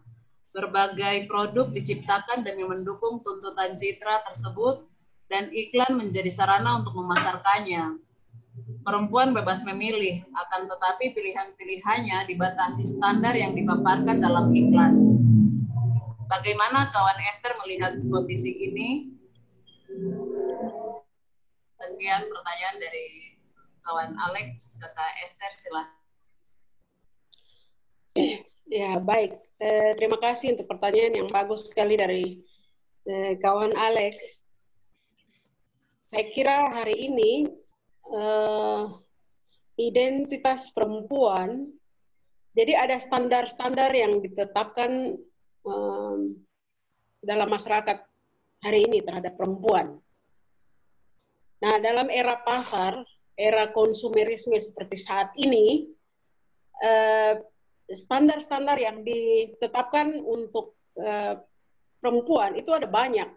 Bahwa misalnya fashion hari ini di seluruh dunia, ada standar-standar yang diterapkan kepada perempuan. Bahwa perempuan cantik itu harus tubuhnya langsing, kalau perlu kurus. Begitu. Kurus, krempeng. Akhirnya banyak perempuan yang menderita penyakit-penyakit secara psikologis, misalnya bulimia atau anoreksia, yang mengakibatkan dia punya tubuh tidak bisa menerima makanan atau memuntahkan kembali makanan karena gambaran, image yang dilekatkan kepada perempuan yang ideal menurut fashion yang berlaku di dunia saat ini, bahwa perempuan tuh harus kurus, harus langsing. Akhirnya perempuan tidak bisa punya gambaran diri yang bagus, yang sehat, sehingga perempuan harus berusaha dengan sekuat tenaga untuk tampil cantik versi yang standar yang ditetapkan di dunia saat ini, begitu. Jadi media massa, khususnya televisi dan juga ya media audio visual ini juga menjadi hal yang mempercepat sosialisasi ide tentang perempuan ideal menurut fashion dunia hari ini, begitu. Jadi ya itu ada perempuan yang cantik itu harus tinggi, langsing, atau standar kecantikan perempuan di dunia saat ini itu kalau perempuan kakinya jenjang, misalnya kakinya panjang. Jadi orang yang gemuk, pendek itu nanti tidak cantik. Ini hal-hal gambaran-gambaran diri yang diciptakan oleh budaya konsumerisme hari ini. Nah, kalau di Papua kita bicara tentang misalnya kita ada di budaya di Indonesia ya secara umum. Dalam masyarakat Indonesia itu yang dianggap cantik itu harus berambut lurus, berkulit putih bening, begitu. Jadi hal ini menyebabkan hari ini misalnya ini gambaran yang ada di Indonesia, begitu. Pengaruh media massa ini membentuk pola pikir yang ada di Indonesia. Orang Indonesia berpikir bahwa ya karena secara misalnya kita bicara ini Asia, mereka berpikir pada umumnya bangsa-bangsa di Asia berpikir harus kulit putih ala perempuan Korea misalnya, yang kulitnya bening. Jepang atau Cina, Korea itu kan kulitnya bening sekali. Nah, tidak terlepas lagi orang Indonesia seperti begitu. Jadi pada umumnya ini kita bisa bicara hari ini produk-produk misalnya sampo atau alat makeup lah, itu kan dibuat untuk khusus kulit Asia, begitu. Jadi untuk kita yang perempuan berkulit coklat misalnya, Melanesia itu jarang ada produk-produk. Saya sendiri baru tahun-tahun belakangan ini kalaupun mau pakai misalnya bedak atau foundation, susah untuk cari di Papua sini yang untuk berkulit gelap. Saya harus pergi misalnya keluar Papua, kemudian bisa dapat produk yang untuk kulit gelap begitu. Jadi standar-standar kecantikan yang dipengaruhi oleh media massa hari ini itu membentuk pola konsumerisme kita juga. Seperti tadi waktu penyajian materi saya ada bilang bahwa hari ini di Papua misalnya ada tren misalnya ya kita bicara mode, oke. Misalnya meluruskan rambut, karena orang berpikir bahwa di Indonesia harus rambut lurus. Akhirnya banyak juga perempuan-perempuan Papua yang meluruskan rambut. Atau misalnya dalam ketetapan, misalnya contoh saja, poluan atau tentara perempuan. Saya kira sebenarnya saya tidak tahu apakah ada standar bahwa harus berambut lurus atau tidak, saya tidak tahu. Tetapi setiap perempuan Papua yang masuk dalam itu saya perhatikan, itu rata-rata pasti di rebonding gitu. Nah ini kita bicara hak asasi dia, bagaimana harus tampil cantik. Tapi saya sendiri melihat itu sebagai bagian dari tren dunia mempengaruhi hari ini kita lihat kita punya diri seperti apa, begitu. Jadi ini hal-hal yang kita bicara konsumerisme, pola konsumtif, budaya konsumerisme atau yang hari ini di seluruh dunia itu mempengaruhi kita punya gaya hidup. Karena ini nilai-nilai ini ditanamkan setiap hari. Ketika kita nonton televisi selalu nilai ini kasih masuk. Orang kasih masuk, tanam setiap hari dengan iklan-iklan. Iklan sampo. Iklan sampo tidak ada sampo yang menggambarkan perempuan Papua dengan rambut, dengan sampo yang iklannya dimainkan oleh perempuan Papua. Tidak ada. Kecuali mungkin kita sendiri, mungkin di iklan lokal orang Papua sendiri yang buat, baru mungkin mereka bikin sampo pakai santan kah, atau mungkin pakai buah merah kah, atau mungkin suatu saat kita produksi itu sendiri begitu. Jadi ini hal-hal yang standar-standar kecantikan di dunia hari ini mempengaruhi kita, karena kita juga bagian dari dunia. Jadi hal nilai-nilai itu juga tertanam di kita. Jadi saya harap itu bisa menjawab pertanyaan dari saudara Sesa tadi, begitu. Terima kasih. Oke, terima kasih Kakak Ete yang sudah menanggapi pertanyaan dari kawan Alexander Sesa. Berikutnya ini ada pertanyaan dari kawan Geral dari LBH Manado. Jadi begini, kemarin saya sempat dengar kalau aksi kamisan di Papua tidak dibolehkan oleh aparat dan kolega.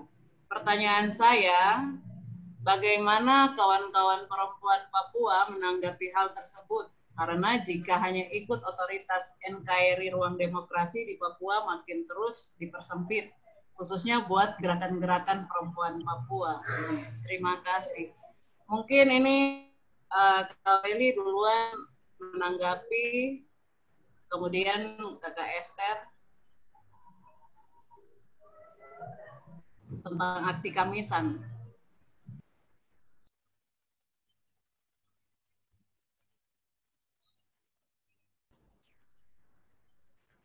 Oke. Terkait dengan aksi kamisan yang dilakukan kemarin ya. Oke, terkait dengan aksi kamisan, kalau melihat situasi yang terjadi sekarang, kalau melakukan aksi terkait dengan COVID ya, situasi COVID sekarang ini.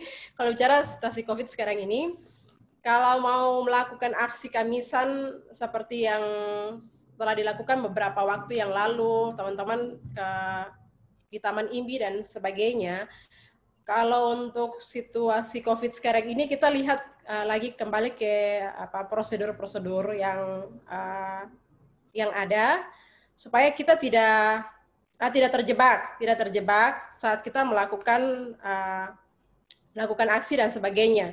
Tapi untuk sekarang ini kalau melihat protokol-protokol yang diberikan dengan protokol yang diberikan oleh pemerintah menyangkut dengan jaga jarak dan sebagainya saat melakukan aktivitas-aktivitas, itu perlu diperhatikan.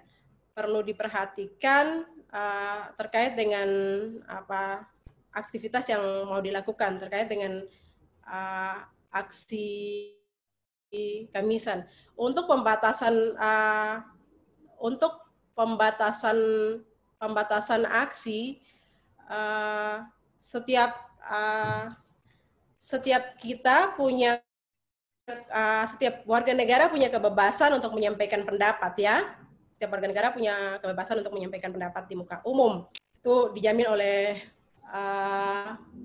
Undang-Undang Nomor 39 tahun 1999, juga Undang-Undang Kebebasan Berekspresi, itu dijamin oleh itu. Namun untuk menarik ke konteks sekarang ini berkaitan dengan situasi COVID yang ada sekarang ini, itu bisa kita melihat dan untuk aktivitasnya bisa kita lakukan dengan melihat konteks sekarang ini, sehingga tidak aktivitas yang kita lakukan tidak sebaliknya untuk kita di posisi yang ini, tapi kita mematuhi proses-proses yang ada yang sekarang ini. Tapi untuk pembatasan itu, kita kembali lagi bahwa undang-undang itu mengakomodir hak-hak kita untuk menyampaikan setiap aspirasi kita, seperti begitu.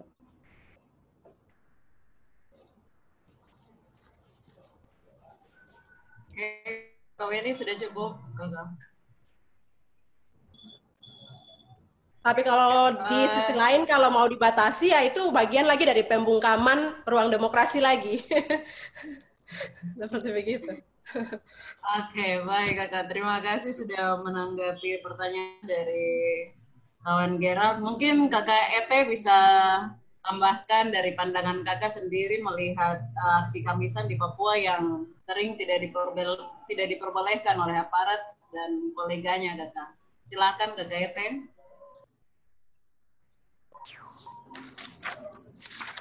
Terima kasih untuk pertanyaan dari Saudara Gerali dari LBH Manado. Baik, bicara tentang ruang demokrasi, terutama untuk aksi Kamisan, itu aksi Kamisan dilakukan pada awalnya, memang pernah ada aksi Kamisan, terjadi di Jayapura, di Imbi. Beberapa teman-teman sudah mulai untuk melakukan itu, tapi kemudian itu mendapat juga penolakan. Jadi sudah ada pembatasan-pembatasan yang diberikan. Akhirnya aksi Kamisan sudah tidak bisa dilakukan. Jadi yang seperti tadi adik Welly sudah sebutkan bahwa memang pada umumnya ruang demokrasi di Papua itu memang sudah mulai dipersempit begitu. Jadi bahkan sebelum COVID-19 ini sudah pemberlakuan untuk pembatasan kebebasan berekspresi itu sudah terjadi begitu. Jadi ketika terjadi hari ini COVID-19 dengan ada pemberlakuan keputusan-keputusan untuk membatasi penyebaran, itu justru semakin memperkecil ruang demokrasi di Papua. Jadi kalau bicara soal pembatasan untuk aksi Kamisan, jangankan aksi Kamisan, saya kira untuk di Papua hari ini kita bicara hanya di Undang-Undang Dasar 1945 pasal 28 itu mengakui kebebasan setiap warga negara bersamaan di depan hukum, dan juga bukan hanya di depan hukum, tapi juga kebebasan berekspresi, berkumpul, menyatakan pendapat. Tetapi saya perhatikan segala protes, segala pernyataan sikap, segala tindakan-tindakan untuk menyampaikan kegelisahan atau protes secara damai itu selalu ditanggapi secara politis begitu, dianggap ini bernuansa politis. Jadi selalu ada pembatasan-pembatasan begitu. Jadi saya kira hanya di Papua saja agak susah untuk kebebasan berekspresi itu agak susah.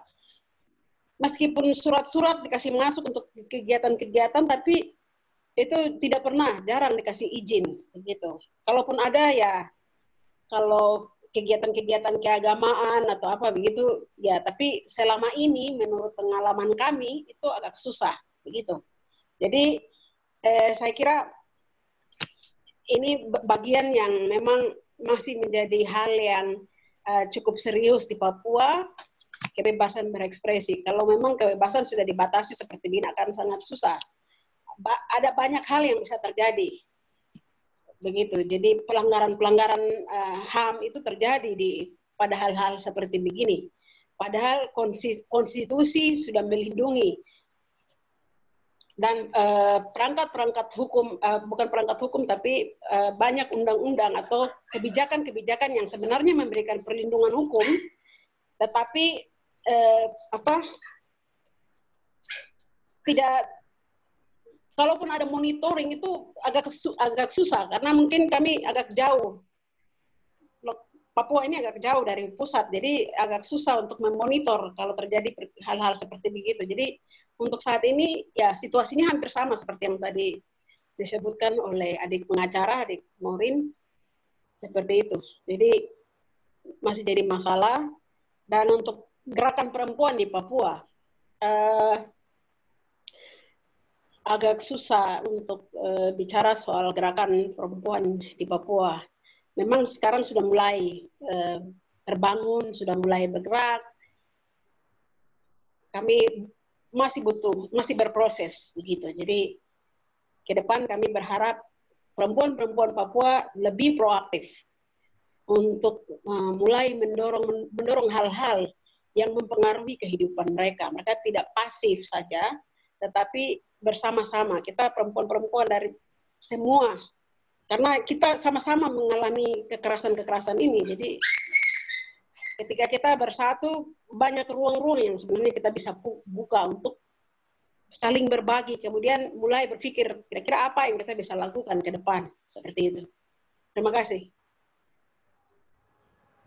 Terima kasih Kakak Ete yang sudah menanggapi pertanyaan dari kawan Geral dari LBH Manado. Semoga menjawab pertanyaan tersebut. Kemudian ada pertanyaan dari kawan Loris, tapi rupanya ini ada gangguan jaringan karena pertanyaannya untuk kawan Arina.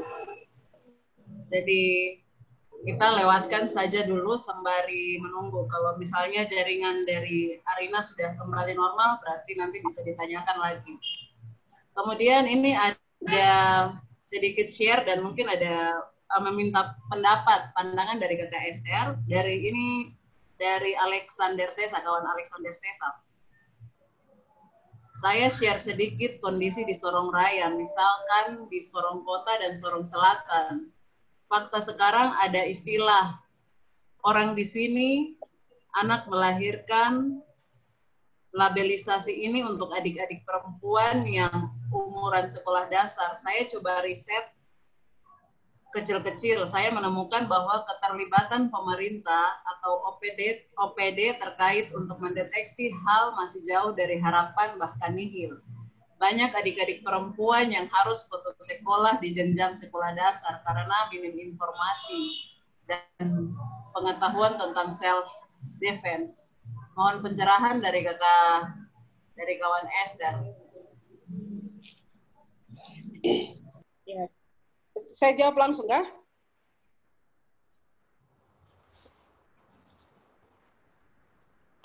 Adik moderator, saya bisa langsung jawab kah?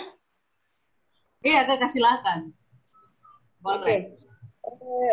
Baik, terima kasih untuk pertanyaan dari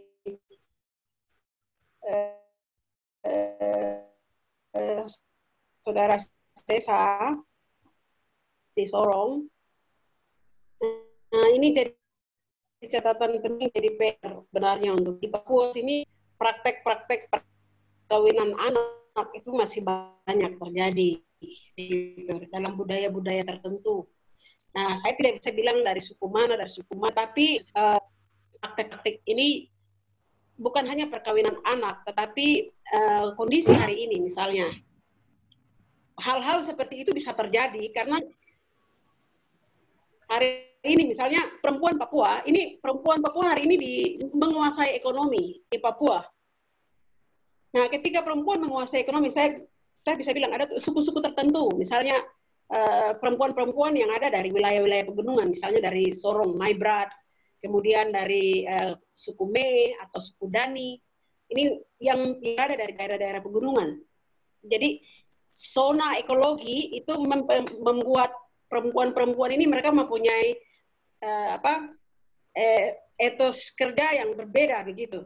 Jadi ekonomi hari ini kita tidak bisa sangkal bahwa ekonomi hari ini di Papua itu dipegang oleh perempuan.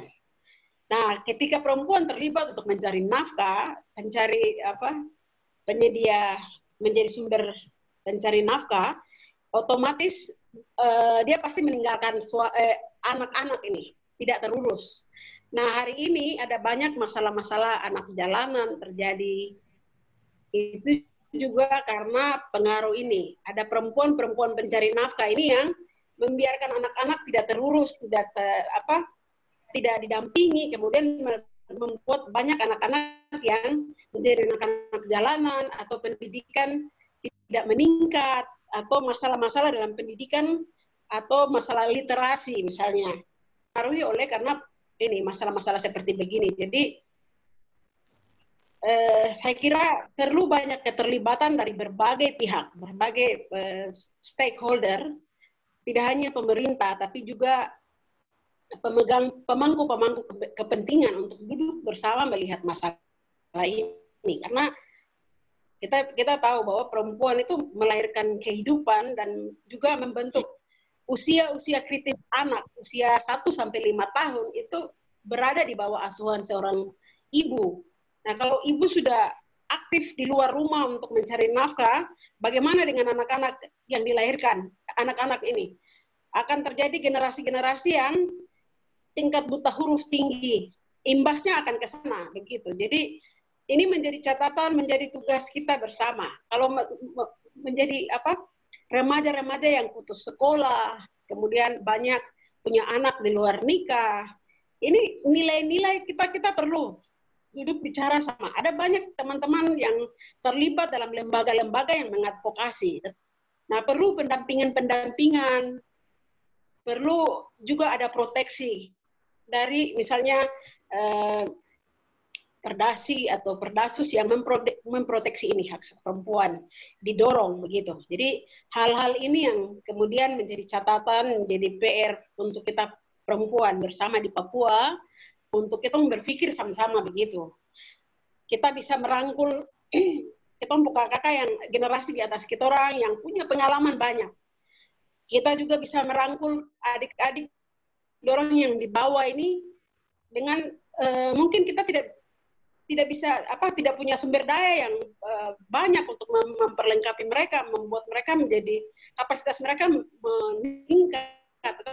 Tapi ada hal-hal yang kita bisa lakukan untuk bisa meningkatkan kapasitas, memberdayakan.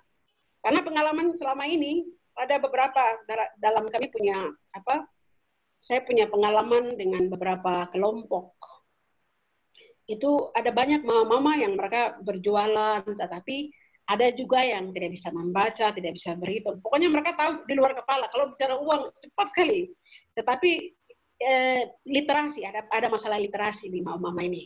Nah, ini ada banyak hal-hal yang harus kita selesaikan, menjadi PR bersama di kita perempuan. Nah, yang bisa mengajar teman-teman perempuan, meningkatkan kapasitas siapa? Kita tidak mungkin harap perempuan-perempuan dari Amerika, dari Inggris, dari mana lagi? Afrika kah, dari mana? Asia, Jepang kah? Datang untuk ini, meningkatkan tentu saudara-saudara perempuan ini punya kapasitas. Harus kita yang lakukan. Begitu. Kita sebagian perempuan ini mungkin cukup beruntung karena kita punya kapasitas sudah bagus, tapi mayoritas perempuan itu perlu kita rangkul sama-sama, kita maju bersama. Terima kasih. Oke, Kak Eti, terima kasih banyak sudah menanggapi pertanyaan tidak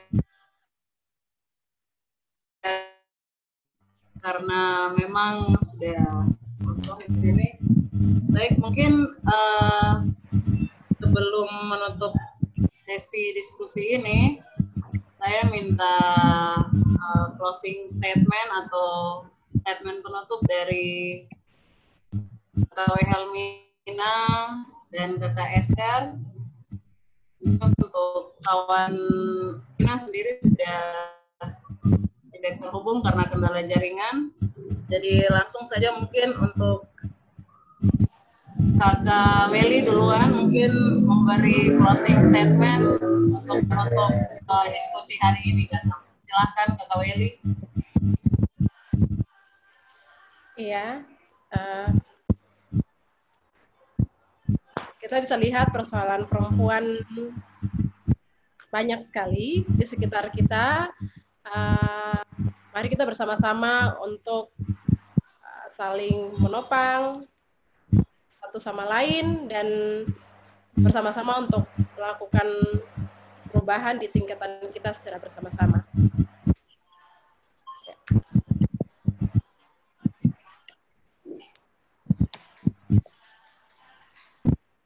Oke, baik.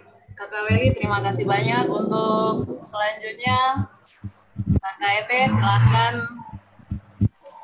Untuk waktu saya berikan untuk Kakak.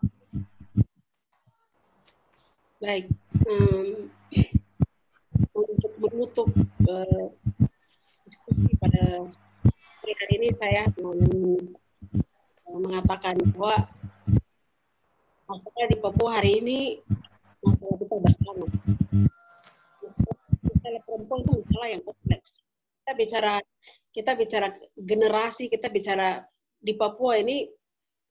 Saya kira keterlibatan perempuan, kita perempuan Papua tidak bisa pasif lagi melihat masalah-masalah ini. Ini bagian dari masalah yang terjadi untuk kita.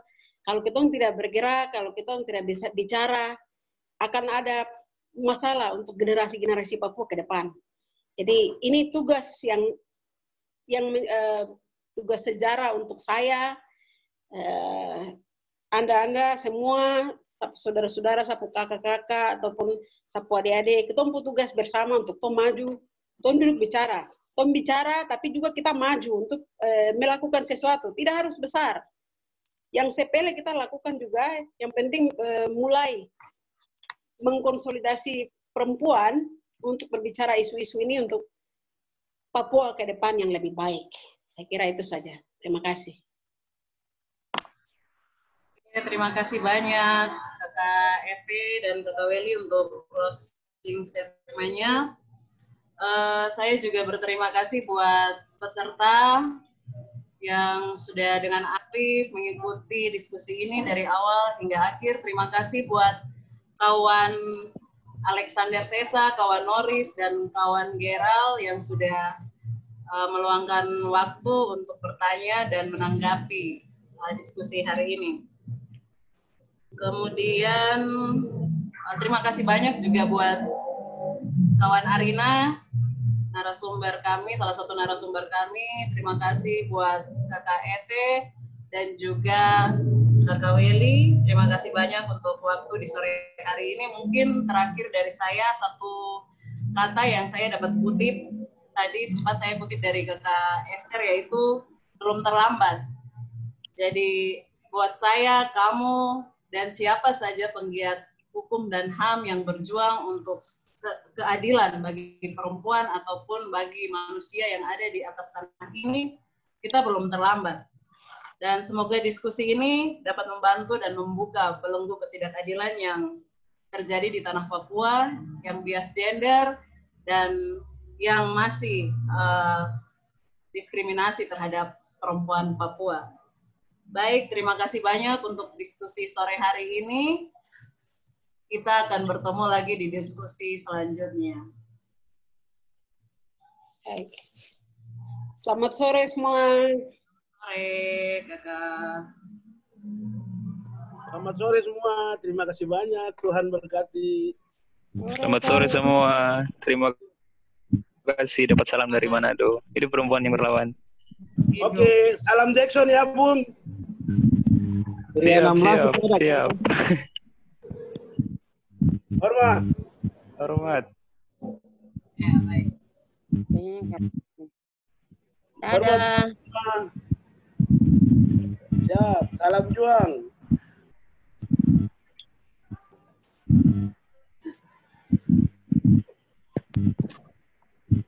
Abang sebelah itu macam menyala bagus ya.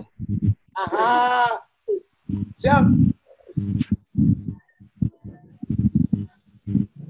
Helmi, Paku 7 ada ke tidak? Ada nih.